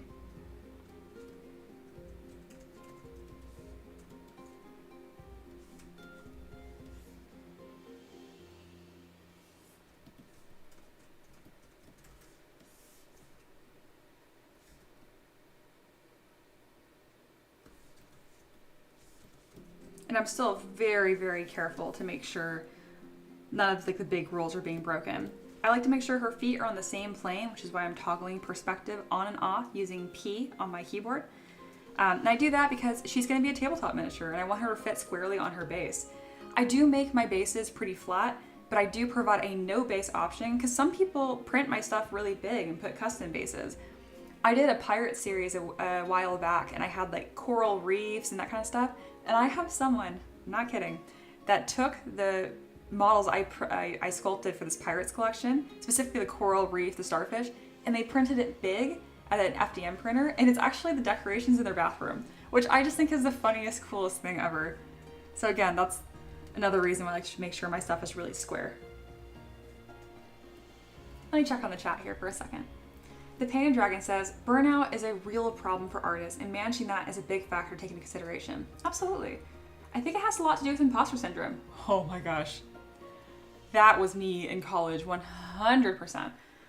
Some people think that if they show all, then it will in some way show that they are cheating, but that is not the case. Oh, that's a really good point. That's a really good point. I didn't think about that. Like, they don't want to show like the asset library or the tools or that kind of stuff. No, I'm very transparent. If anyone felt like, no one's ever done this, but if anyone was like, oh, you use brushes and you're not a real sculptor. Last week, I sculpted a magical pangolin from scratch. That shit was so hard. There were so many different skills that went into that, and that was all me, baby. So I'm not too worried about it. But speaking of imposter syndrome, I got a really fancy scholarship in college. They only pick 50 people, and it's a full ride if you keep above a 3.5 GPA. And I picked mechanical engineering, which you totally can. You have a 4.0 in that. But I was taking so many units. I never took less than 18. Full-time starts at like 12 units. The busiest semester, I took 22 units. And that's because I didn't want to have to pay for college, and the scholarship only lasted a few semesters, or 8 semesters, which is 4 years. So it was rough. It was really rough. And I was so worried about losing my scholarship, and I did. I actually lost my scholarship my last semester. I had a 3.33 GPA when I graduated. And I was so embarrassed about that for so long. And that's actually part of the reason why I got into art, because strangers online were nicer to me than, I don't know, just like the whole academic environment. It was really tough, y'all. I did not flourish in that environment at all. I was also young, you know, so I turned 28 this year, and 20-year-old Mia was a lot more sensitive. I'm still a sensitive being, 100%, but I was very defensive, and it was a hard time. I definitely suffered from imposter syndrome a lot. Now I know that I'm very smart and very creative, but again, like that old saying, like if you judge a fish by how well it can climb a tree, that fish will think it's dumb its whole life. And that was kind of me in engineering school. I was like, damn, am I dumb? Or am I just taking too many classes?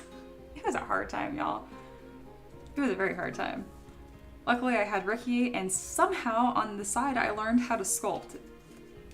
I don't know, it was kind of a blur. Pay Dragon says, indeed, transparency is the key to building a core following that is a community.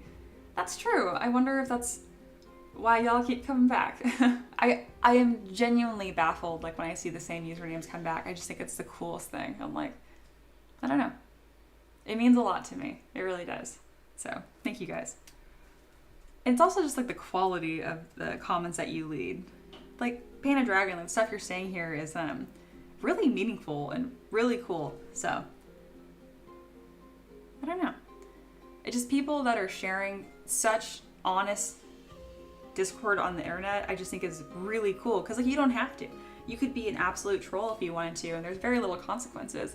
I'll hide you on the channel, but that's it. You know, I mean, you can say whatever you want. So the fact that you're choosing to say smart, helpful, thoughtful things, I always appreciate it. It's really cool. And it's also why I brag about my community like nonstop. But this live stream community is new for me. This one I'm just starting to build, really. So when I say my community, I'm usually thinking about like my Patreon community. But it looks like you guys are gonna be pretty darn cool too.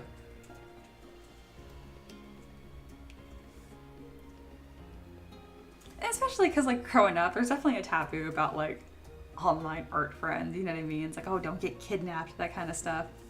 When I moved to Tennessee, one of the first people that flew across the country to meet me was actually Ella's Arcanum. Her name is Natalie in real life, and it's the first time I've ever met her in person. Obviously, I'd seen her before because we would do live streams, just the two of us, and we'd share our screens.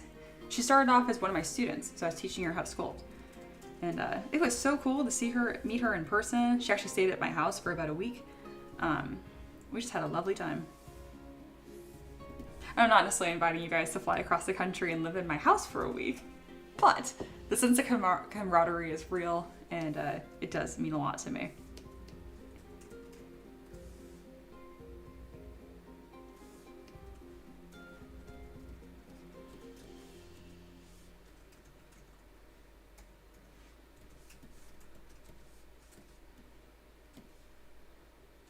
Oof, that was a lot of talking. I need some water.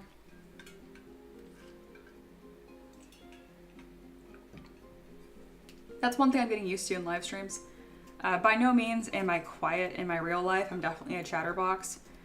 But like with my husband, or like, I don't know. I talk to my dad a lot too. But I'm definitely not chatting up people at the grocery store, usually. You know, that's one thing about living in Tennessee that's been so different. My God, if you make eye contact with someone for too long in the South, you're friends now. And they're gonna talk to you. And I'm not used to that. In California, you know, you kind of mind your own business. People are so sweet out here. I was not ready for that. And it's also been really nice.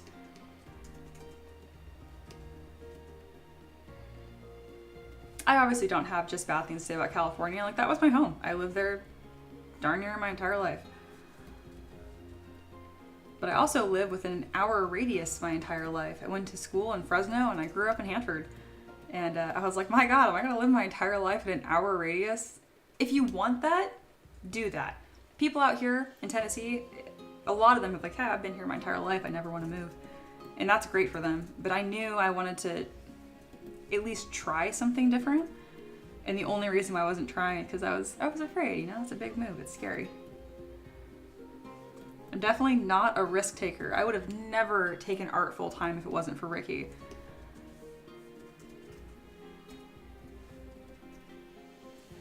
This is pretty cool. I need to adjust this dress a little bit. It's looking a little silly on the edge, I think, but overall I'm really enjoying it. Pain Dragon said, I was just about to book a ticket. I mean, I do recommend visiting Knoxville. It's a lovely town. I guess it's a little too big to call it a town. There's like over 1 million people, I think, so it's a nice city. I live in a small town. I live in a hamlet. I don't think I should say that on the internet, the specific city. I feel like that's unwise. It's probably fine, but I'm not gonna say it. Anyway, the city that I live in only has 9,000 people in it, and that's wild for me. Hanford has about 60,000, so I really see the same people at the grocery store every time. It's baffling. Tell you what, Ricky and I drive around real careful. We don't speed down streets. We never drove aggressively anyway, but we're especially careful because people will remember because there's only so many.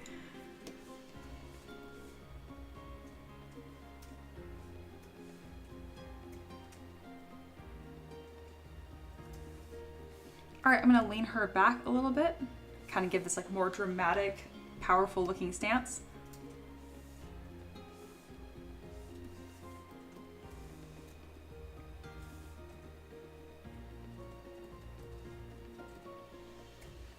There we go. That looks better. Oh yeah, this model is cool.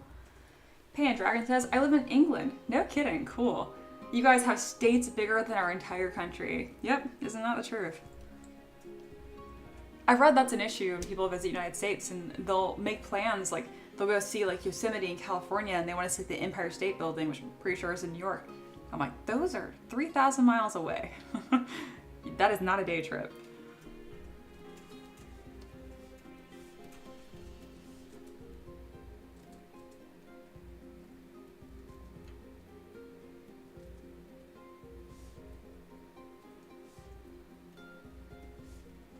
Another thing that caught me off guard living in the South is that Southern hospitality is no joke. Our neighbors, I know our neighbors out here better already than I ever knew any of my neighbors in California. They helped us build a fence for my horse. We had a giant hole and they brought their tractor over and they filled that in. We had like a tree that must have been there a long time ago and they burned the tree out of it. So it's just like a 5-foot deep hole. Obviously can't put a horse out there with that. They have 2 tractors. They brought one over, filled it up, no issue. Slowly, we've been able to repay the favors. Recently, their horse knocked down part of the fence. Not our fence, but it was visible to us. So my husband went out there and just fixed it.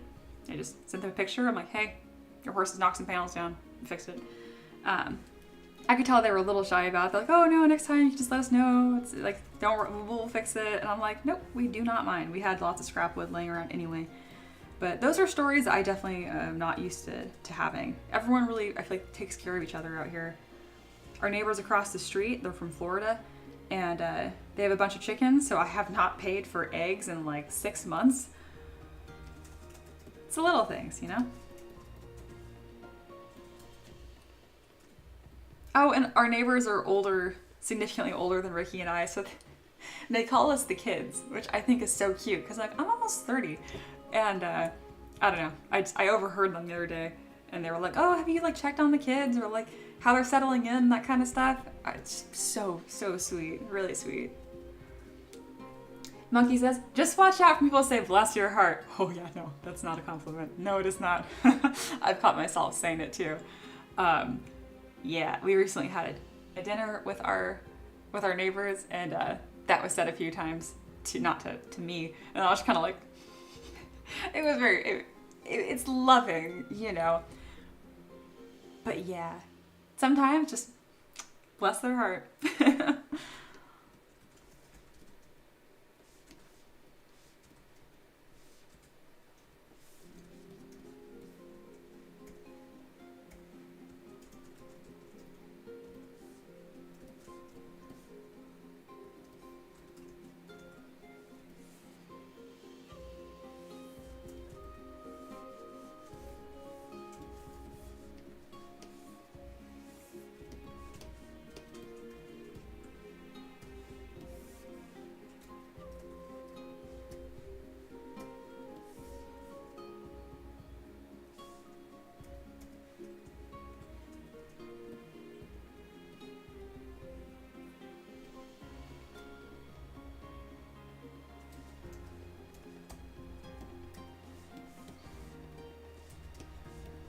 Making just a bit more progress on this.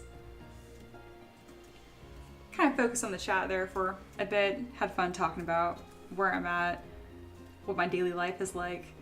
Kind of mostly also give myself a break from looking at this pose and see if there's any small adjustments I want to try out. For the most part, I think this pose rocks, and it's just about done. I like to do my poses in 2 stages, just how I sculpt. So I do a block out pose and then I'll come back in and I'll do some refinements. And Natalie's still here. Ella says, just put a measly 2 models on my Saturn S. You might as well just duplicate the same 2 models and print like 20 of them. Doesn't that feel so weird to only print a couple models at a time? Because it's such a giant machine.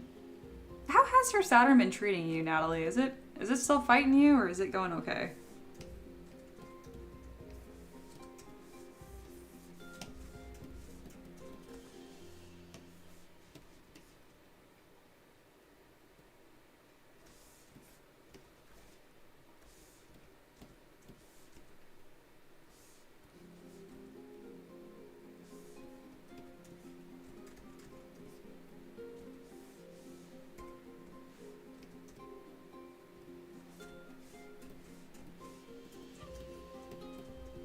Natalie says, yeah, I'm mostly caught up on test printing for this project, so just a couple today.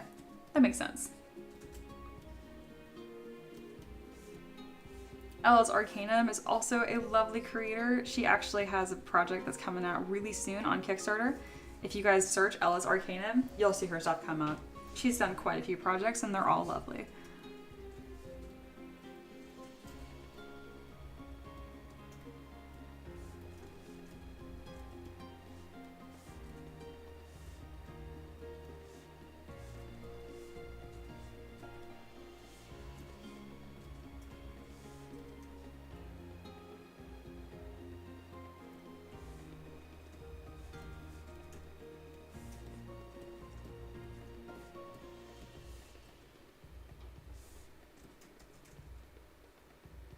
Man, she is cute.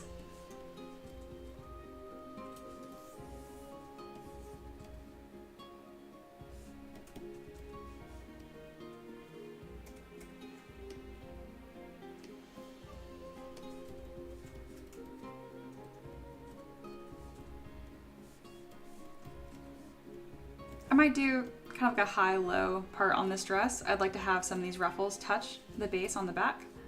So I'm going to start manipulating it to get that effect.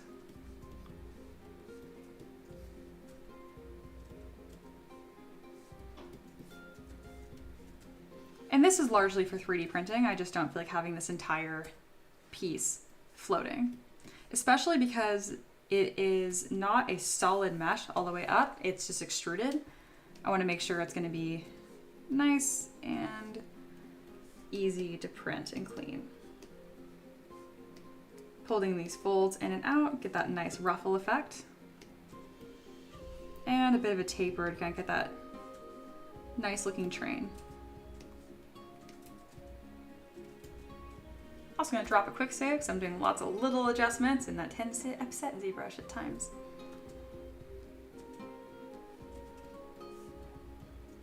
Natalie's following up on her printer. She says, it's okay. There's a weird thing that does, and they're mostly fixable in either post-processing or easy to cover with paint. So I've decided not to worry about it. I think that's a good way to be. And they continue, it's mostly better now that I've switched to Litchi. Although the transition from summer to fall is always tough for my printers. Yeah, I get you. Litchi is another 3D printing software slicer, in case you guys are wondering. I use ZBrush. There's a bunch out there. They all do the same kind of thing. I actually think dropping the back of this kind of makes a more interesting silhouette too.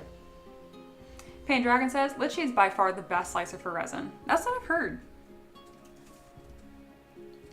Honestly, the reason why I use ZBrush, because they sent me a code. They were like, hey, do you want this? And I was like, yes. So that's why I use it.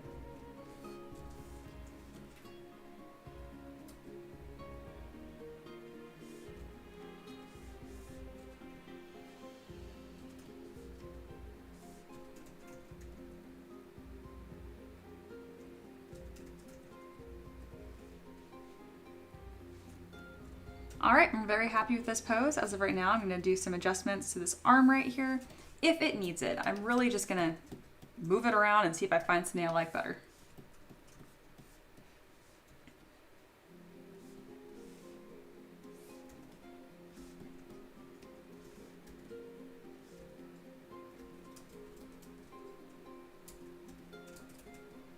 I don't think so. So maybe I'll just add a soft bend.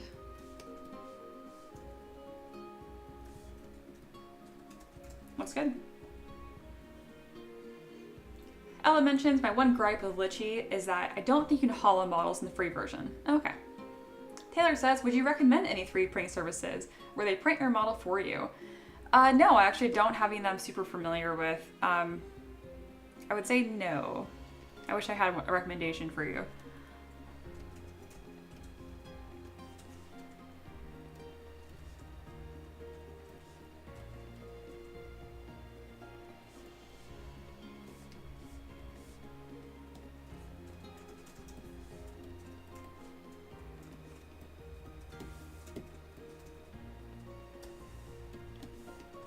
So right now I'm kind of adjusting her wrist just to keep that line looking continuous and smooth. And now I'm going to adjust just the gun in her hand. And then when I'm out of Transpose Master, I'll fix any clipping issues.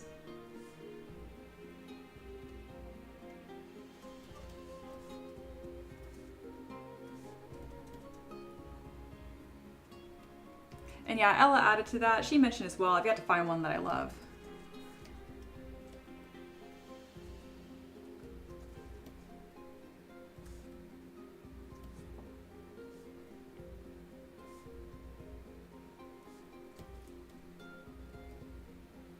Yeah, Natalie has tried more than I have, so I'm glad that you tuned in on that.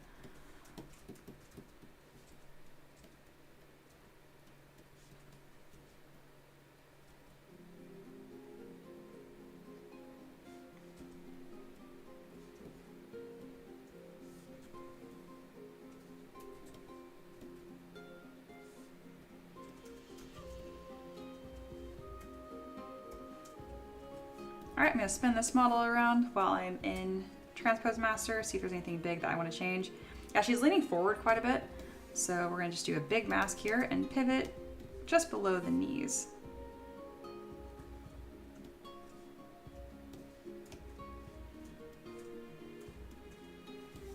I'm gonna do another pivot closer to her hips. Got a weird symmetry thing going on here. I don't even know how that's happening. Interesting. I will reset all brushes and try it again. I don't have symmetry turned on, so I don't know what it's mad about. There we go, it fixed itself, whatever the problem was.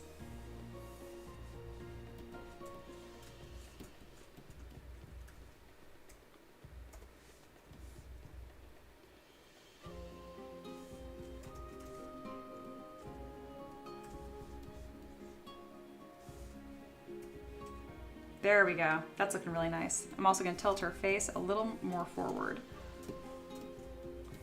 And go ahead and mask pieces I need. There we are. And just going to tilt her chin down just a touch. How nice is that?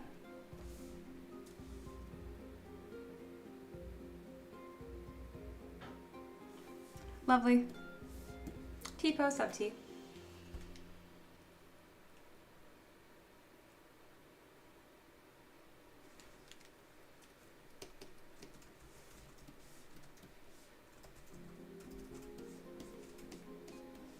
So right now I'm just cleaning up any clipping issues. There's a few spots where the body is going through the clothing.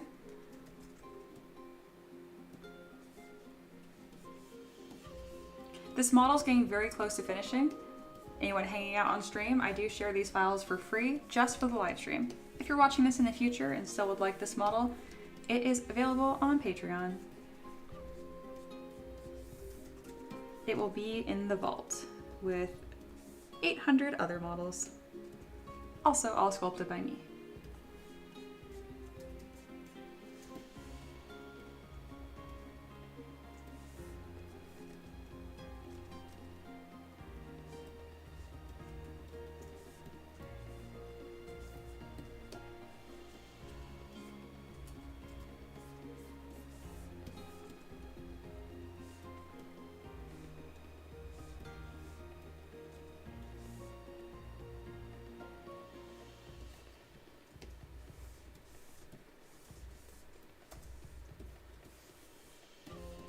So right now I'm going and doing all these little fine adjustments that I was talking about earlier.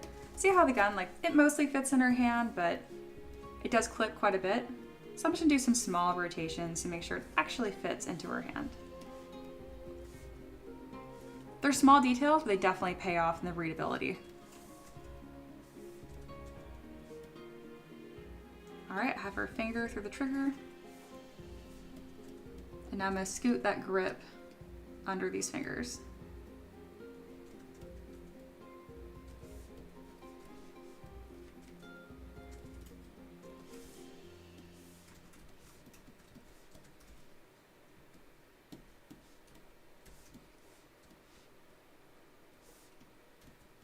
Also made that fingernail a bit longer. Just makes it look a little more feminine, a little nicer.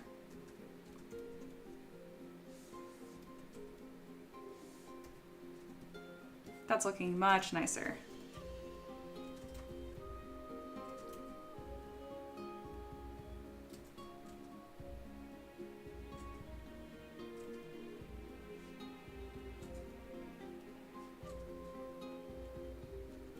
Doing some more fine adjustments on these folds, and gonna add just a few more.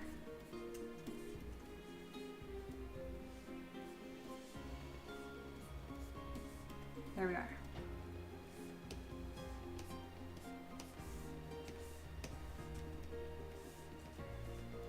Awesome.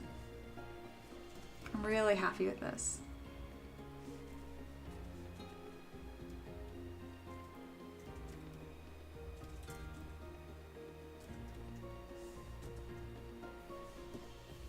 God, what a cool model.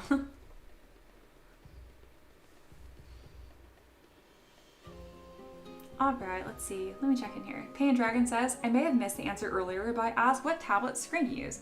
Oh, I totally missed your question earlier. I use a Wacom, or is it Wacom? Cintiq. It's very expensive. I wouldn't recommend it unless you sculpt for hours a day like I do.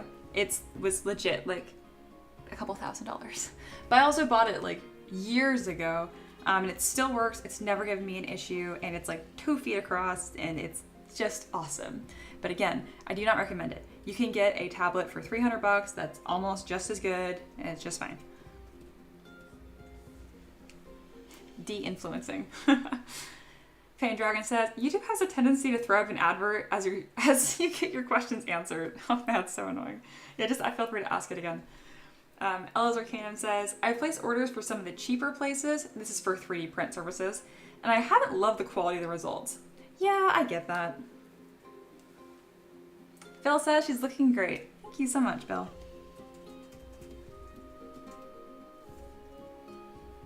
This is gonna print and paint just beautifully. She could be used in a steampunk campaign. She could honestly also be like a vampire queen. I could see this model being used for a lot of things. Depending how you paint it, maybe if you cover the guns with moss, she could even be like a nobility in like the Sealy court. I can see that as well, because she is giving like fae vibes as well. Not as much, but they are there. But you'd have to cover up the pistols with something else. That's not very Fae Sealy Court at all.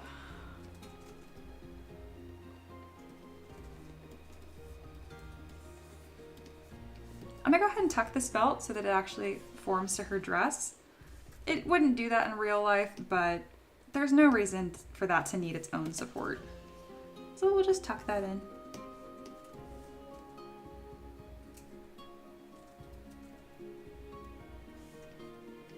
Well, gosh, I don't really think this needs a second round of posing. Kind of happy just the way this is. I'm gonna adjust the angle a little bit. I think the alpha shot will be just to the side here. Yep.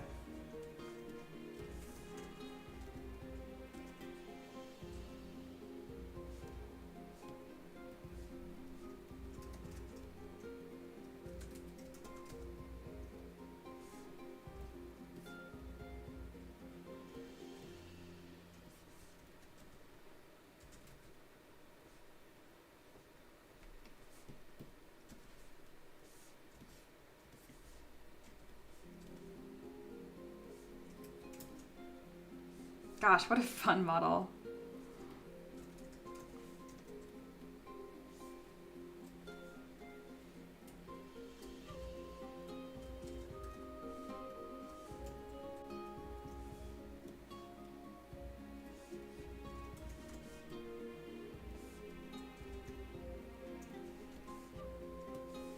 Just a few final touches, and soon I'm going to start post-processing. My post-processing is what makes this 3D print ready. Honestly, you could merge this all together, throw all 4 million points into your printer, and it's probably going to print. But I do this for a living, and I sell these files.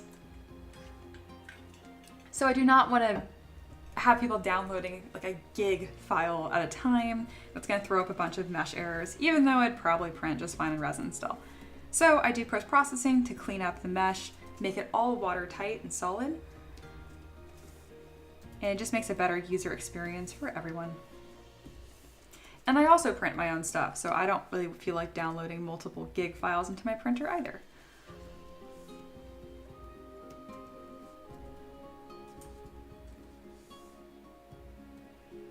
All right, right now I'm kind of looking for any weird spots where the body's clipping through.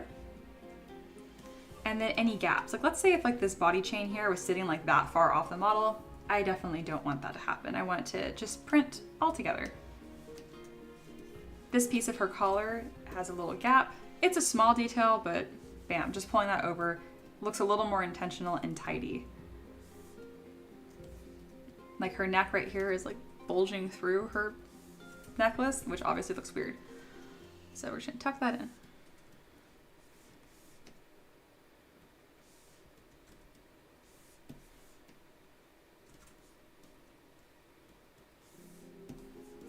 There we are. Yeah, she's beautiful.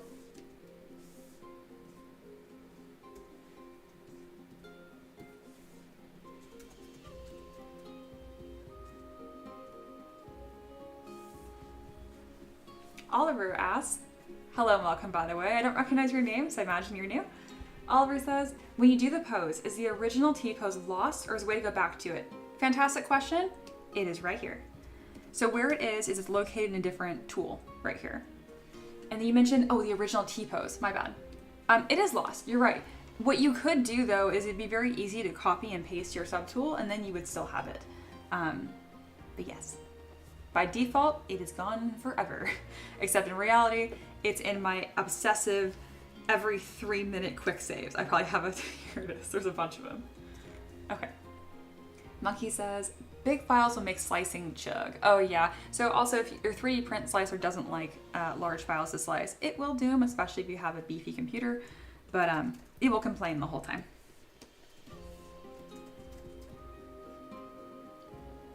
And yeah, just a moment here, this little stamp I have on the left, that is what we started the live stream with almost 2+ hours ago. How long? 3 hours ago. I've been having a good time with y'all. So yeah, in 3 hours, we went from this mesh on the left to a finished model on the right. Oliver said, thanks a lot. Yeah, no problem. Ask as many questions as you want. It's part of why I love live streaming so much. Also, every time I see a new name, it's exciting for me. I'm like, ooh, someone new.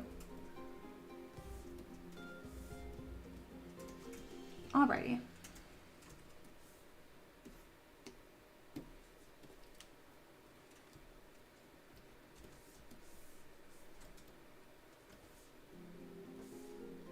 All right, she's ready to post-process, guys, so let's get started on that.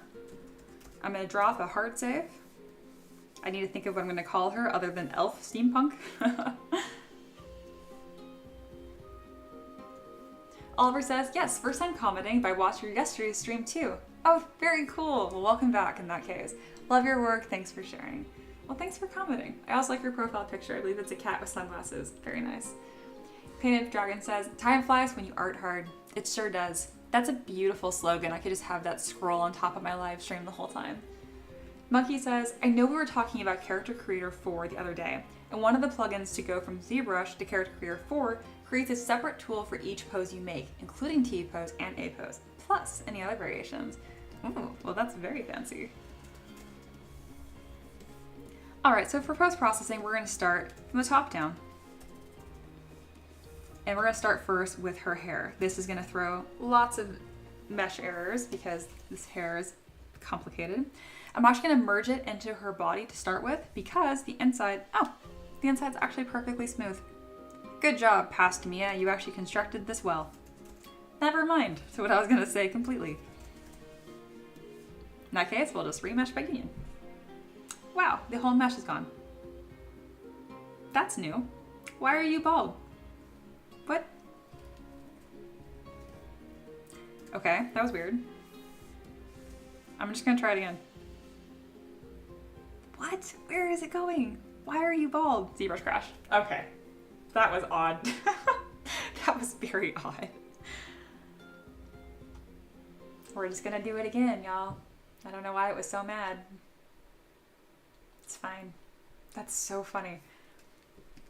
I was thinking about saving anyway and reopening ZBrush because again, it was just deleting the whole mesh, which is quite the opposite of what it was supposed to do.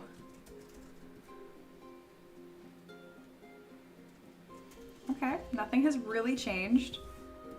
This is my quick save. Okay, we're gonna see what happens. It's still making her bald. There's something in here that's making it very angry, so we can do a couple things. The first thing I'm gonna do is remove the tiara entirely, and I'm gonna just start figuring out where the issue is. Is it the hair? Is the tiara? Looks like it's the hair. Something else I can do is using Dynamesh instead. I don't always do this because it will cause some blurriness in the mesh, but after I post-process and reduce the poly count, it still usually ends up looking quite nice. So we're gonna try Dynamesh. Pandraken says, close holes and try again. I did. It was just mad. You know what? I just have the hair here. I removed everything else. So let's just try it again just for posterity's sake. Oh, it's going slower. Maybe it's doing something this time. Yeah, I think the closed holes was getting confused when I had the eyebrows and the eyelashes just floating in there. So we'll see what this does.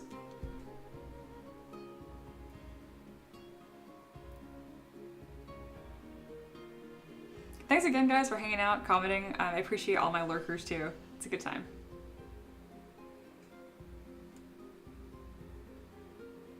It's going really slow. Come.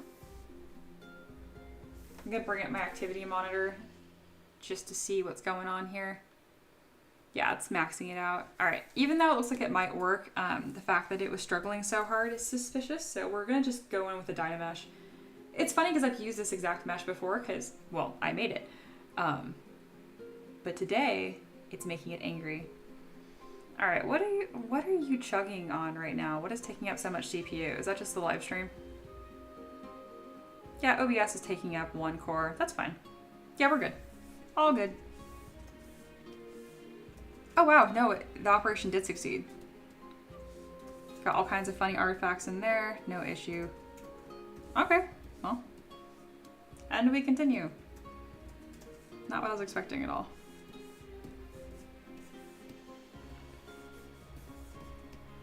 The hair mesh is pretty dirty, so I'm not too surprised when it gets mad. All right, we're gonna lower the poly count significantly, and that's gonna kind of naturally obscure a lot of these smaller issues. Also, the perk of 3D printing. I have this workflow, and I specifically can get away with this workflow because I'm not doing anything like rigging or anything like that. All right, this one looks good. This one's actually really well made, really clean. I made this a while ago.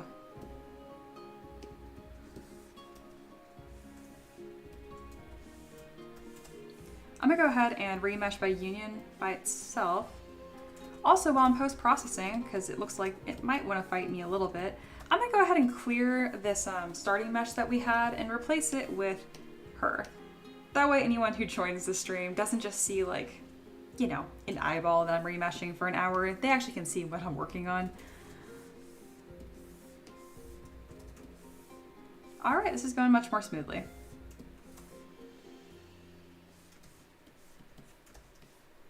I'm gonna drop another hard save though, because I don't want to have to redo any of that.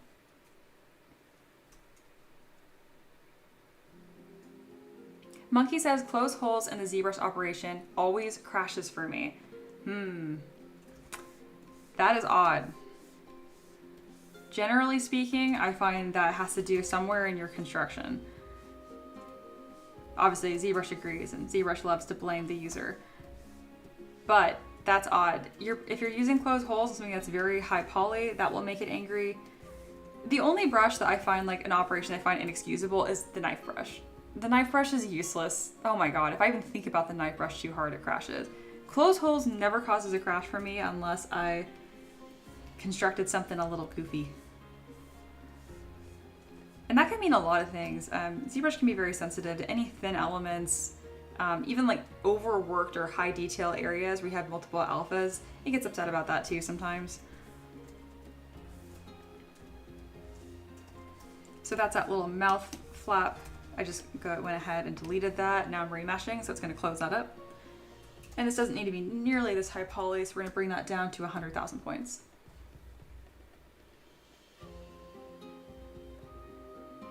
What a cool character, and I love her. This top area with the emblem is definitely giving like mermaid bra vibes.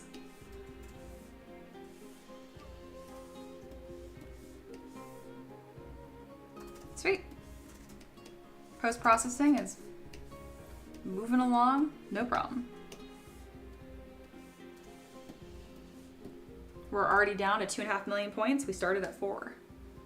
Monkey says, yeah, I probably go too high poly. Which, again, if it sounds like I'm blaming you, I'm just exasperated because, like, ZBrush is a high poly program, so you should be able to do that. But the reality is it gets very upset. Sometimes you can go into your preferences here. I think it's under geometry. These settings can help if you tweak them. There's also another setting under preferences called performance. This one's huge. This might be where your issue is. If you have a limit on how many threads can be used, how much storage you have, that might be part of your issue as well. Or maybe it's an excuse to go buy an even more expensive computer. That's what my husband would say. He's like, what I'm hearing is you need an even beefier computer. And I'm like, no, honey, I'm good.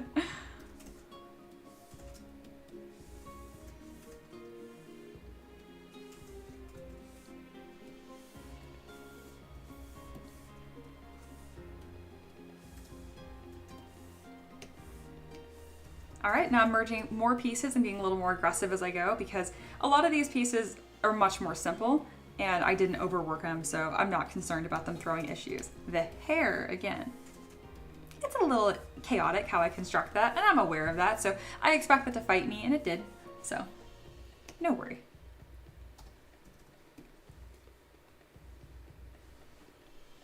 Let's see, Painted Dragon says, the knife still crashes even in the 2025 version, but we can export to iPad. Yay! Taylor says, you should sculpt a mermaid. I should. I do have a few. I've sculpted a mermaid, a siren, and a selkie. A selkie is pretty much like a mermaid, but with like a little seal suit. Those were all a long time ago. I also did a spicy arts project called Pearl, where I have mermaids sculpted. But I haven't done one in a long time for M3DM.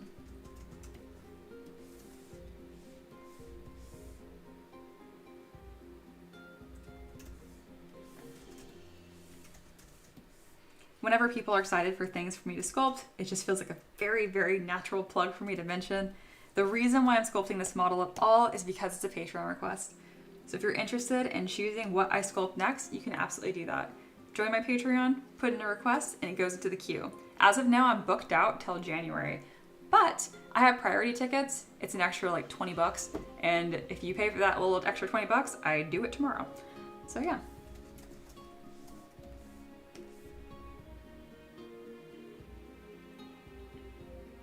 If you're interested in checking out my Patreon, I do have it on the pinned comments. You don't have to like type it out manually. Like, I watched a streamer for so long and loved her work, and she'd always like say her Patreon out loud, and I'm just like, if there's not a link, like I'm just not gonna type the URL out. And it was so funny because her username was not even that long. I don't know, just, I'm a link click person. All right, this is going really well. I think this dress looks so funny because the bust isn't included at all. It's like a scoop, just a little missing. Again, not that kind of stream. Monkey says, he laughs as well. He says, well, I don't think it's my PC. I can't argue with that logic. Yeah. When in doubt, just spend more money.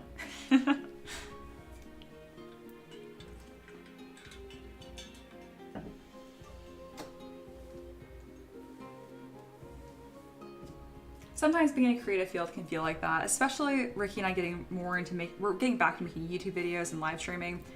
I have like this like arm in front of me and this fancy mic, and every single port on my MacBook is being used. Like, it's incredible how much technology goes into just a simple live stream.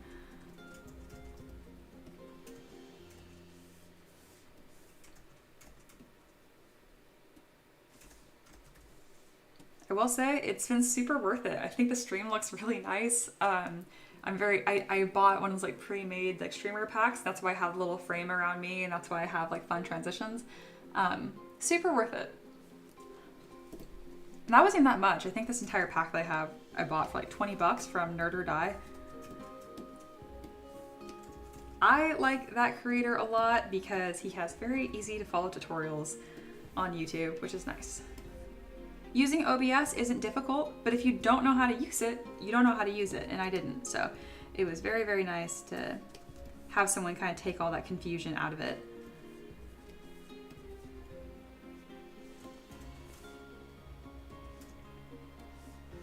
All right, y'all, it's really coming together. Just a few more pieces here. I will scale her, put her on a base, and then I'll be sharing those files with you guys for free. So if you have a 3D printer, stick around for a little bit longer. These files are never ever free except for on my live stream. So even if you're watching this in the future, it's not going to be there anymore. That link is now dead, and I guess you'll just have to look at my Patreon and maybe support my art. I am proud of what a good deal like my Patreon is when I'm able to offer. Initially, Ricky and I didn't do like the monthly releases just because it was kind of too much to manage. But over the years, it's been really nice just to offer an entire backlog. Especially for a game like D&D and Pathfinder, every campaign has so much, there's so many locations that you will visit and so many NPCs you'll interact with.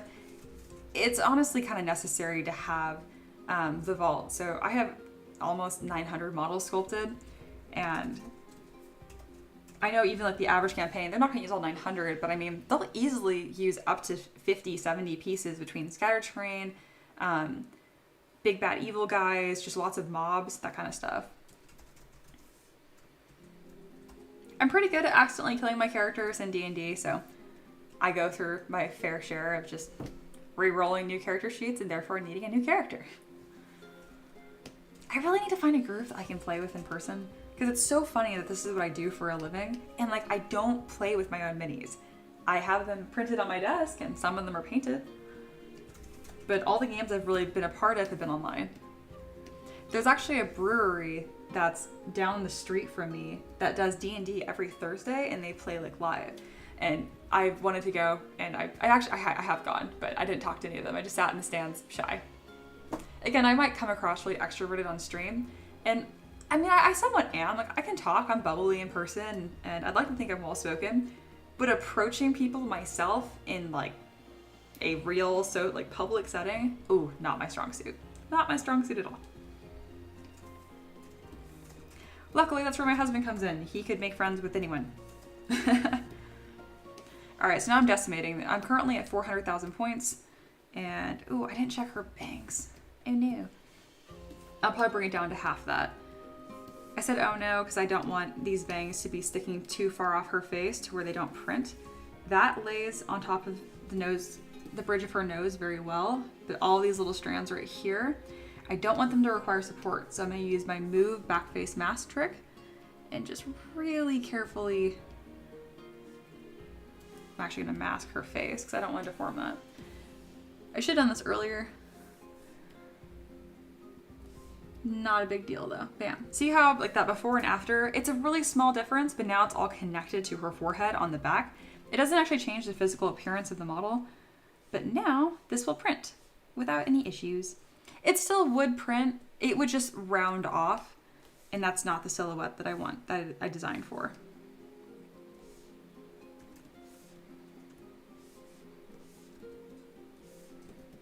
All right, all good, all fixed.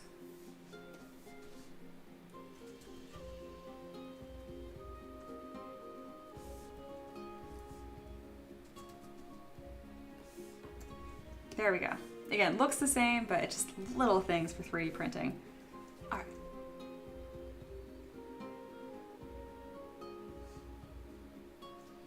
All right, catching up on the chat.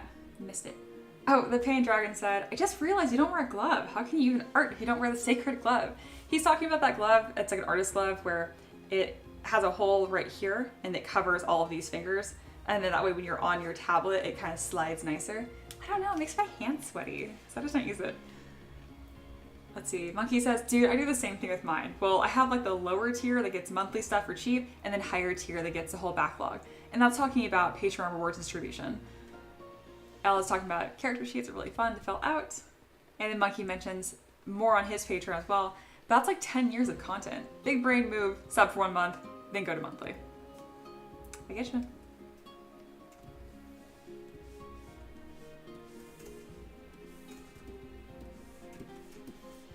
All right. This model is looking incredible.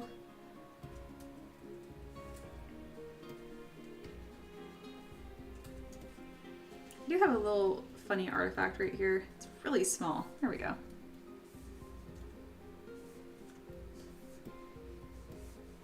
And now I'm going to see how this looks at 250,000 points.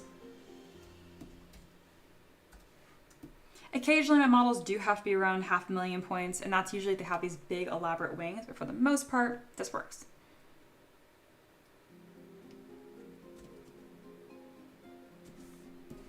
Also gonna add a little more thickness to that collar piece. I'm worried about that getting too thin in a print. There we go. Oops.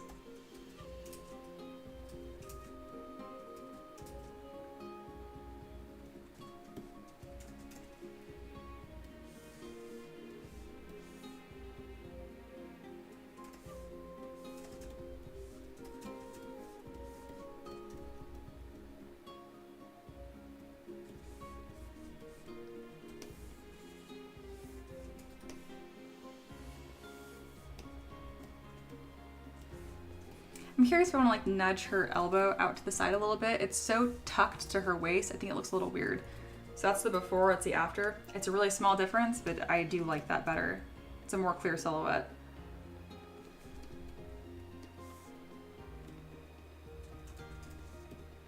Very nice. All right, we're gonna copy and paste this into my end ZPR and getting really close to sharing those files with y'all.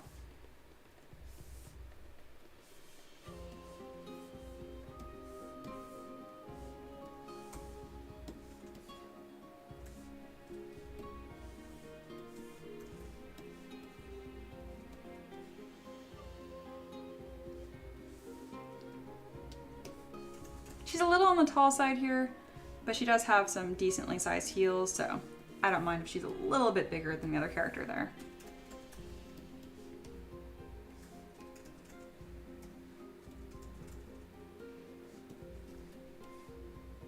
There we are. Let's go ahead and import one of my decorative bases that I've made. I've kind of just gathered these throughout the years.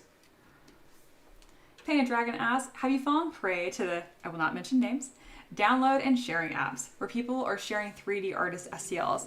Probably. I don't know. I have people like message me every now and then and they're really upset and they're like, hey, this is your stuff and it's for here, it's here and here. And I'm like, I just don't care.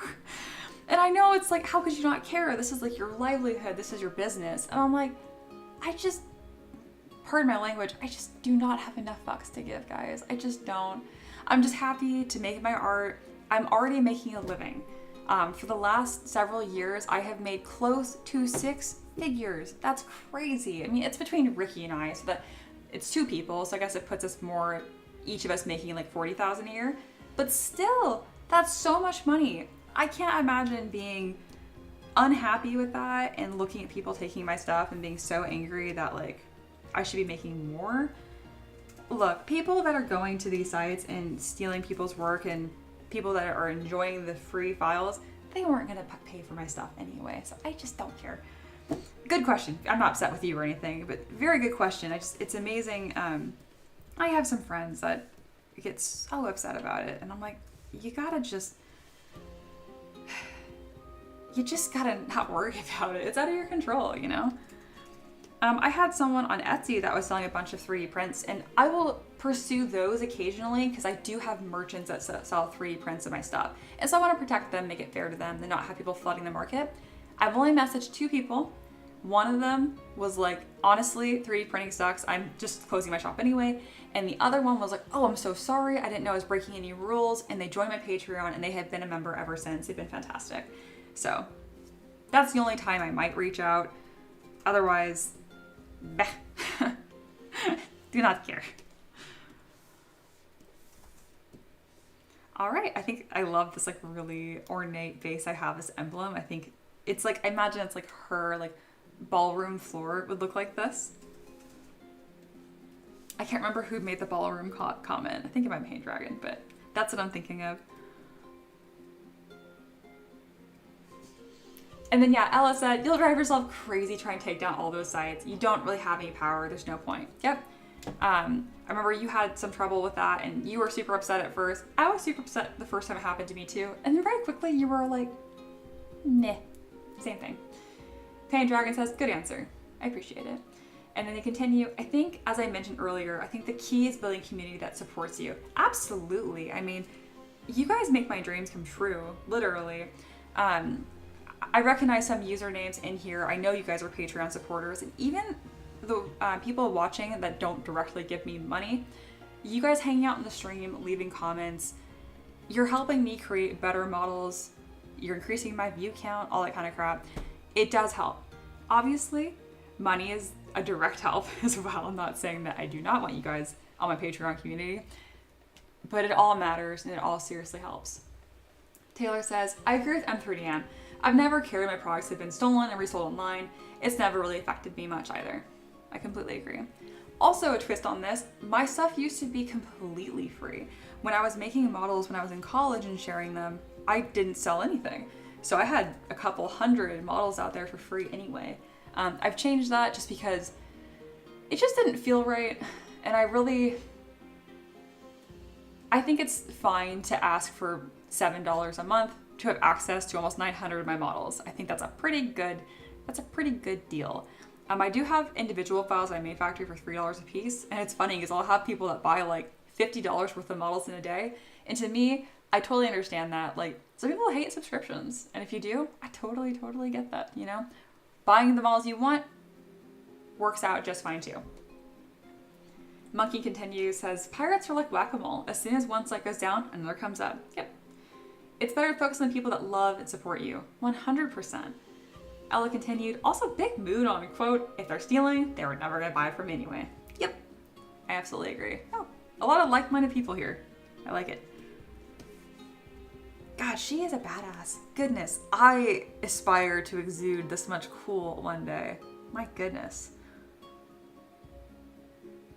I will always look at this model and think about this piece right here. I think it really sells it. And that was all thanks to you guys. Thank you. Freaking cool.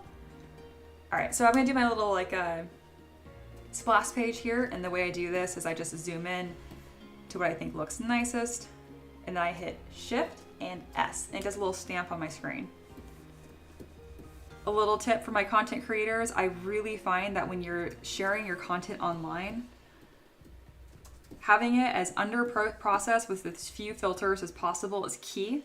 Multiple views is interesting, and include your UI. I always have more engagement when I included my UI. You don't have to include all of it, just some of it. People find that interesting. It's the same way like sketch pictures, like for 2D artists, tend to do better than the finished product. Same kind of thing. There's something that feels more relatable and tangible. Oh, someone new here. Rat Girl, that's a really fun username. I'm just gonna say all of it. Rat Girl says, I had some of my work stolen a few years ago. I'm sorry. Kind of felt like a compliment. Oh, did a good enough job. Someone felt the need to pirate. I love that attitude. I'm gonna adopt part of that into what I initially just said, that I just don't have enough fucks to give, but I quite like that sentiment as well. That's a very positive spin on it. I like it. All right, we are almost done with this live stream. I will be back again tomorrow at 11 a.m. Eastern Standard Time. A reminder that I will not be here on Thursday or Friday because of Dragon Age.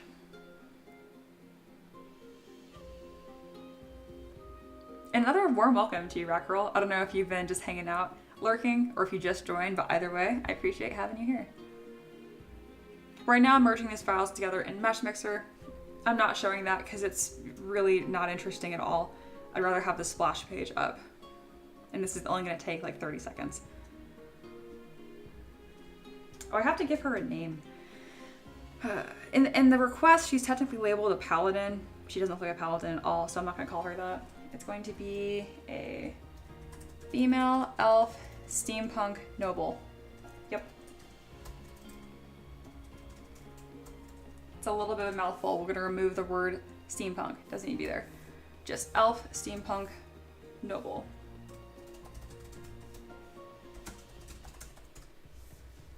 I'm not too picky on my names. I have a website that I'm building right now that has a really robust tag system, so she's going to show up under fighter. That's probably the class I'll have her under. Oh, and rogue, because she's a dual wielder. I can tag her under both. All right, I'm going to throw these into a Google Drive link, and I'll be able to share those with you. Okay, Dragon says, great stream. Yeah, thank you so much. I am just baffled that we've had more than 10 people pretty much the entire stream. That's a huge milestone for me. Thank you guys so much for being here. I encourage you to subscribe so you can keep hanging out. It's a really good time.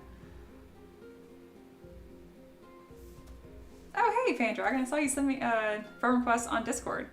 Accept.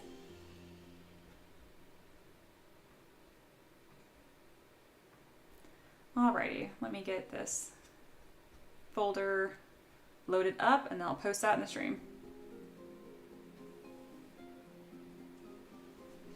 And then, let's see, I'm gonna read this really quick. Rec Girl says, lurking for a bit, trying to figure out some digital sculpting for myself. Cool.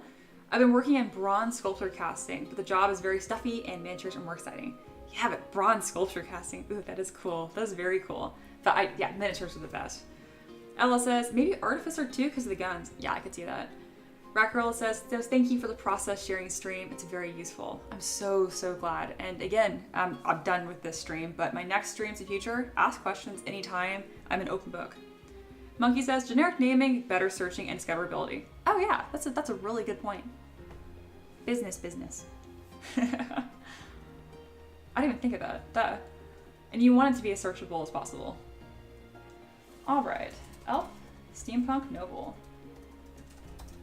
Maybe I'll put noble lady. I like that. I mean, if she's gonna be anything, I think she'd be a duchess. But I don't think anyone's gonna be searching duchess.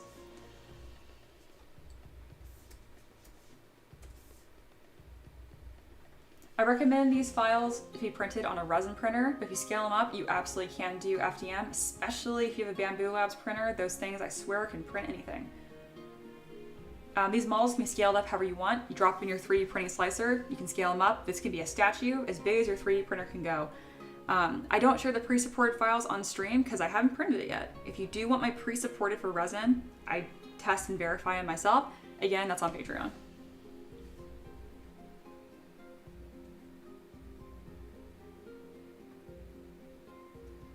I noticed a lot of you guys, like half of you guys have 3D printers, half of you don't. So I am toying with making some Patreon tier that's specific for stream supporters, because I want to be able to spoil y'all too. I'm still thinking about it. I'm pretty early in my streaming career, so to speak, so it's all gonna be happening. Taylor says, Madame Lady Duchess. Yes, I do like all of that. All right.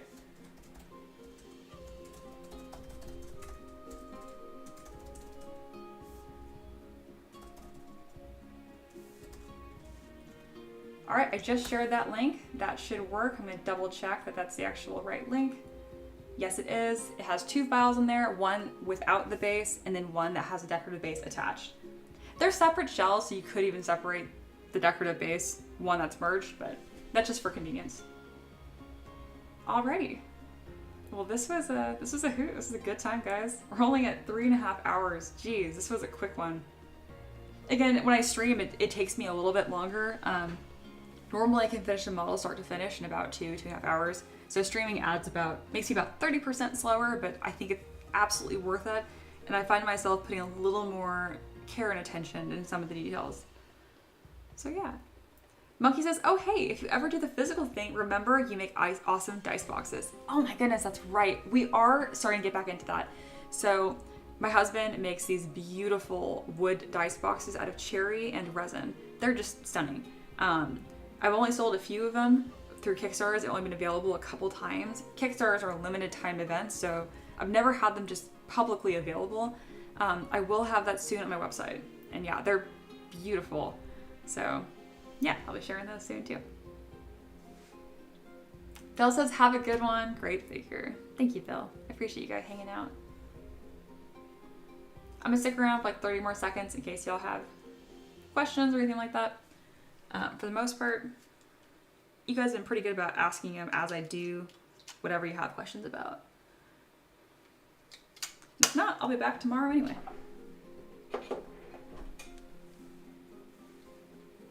Such a good time. And a lot of new people that are hanging out. And I love hearing people say that they were lurking and like, oh, it's my first comment, but I've been around. That's me.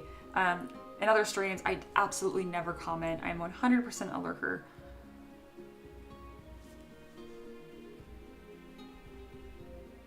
All right, you guys, I have that link in the chat if it gets talked away.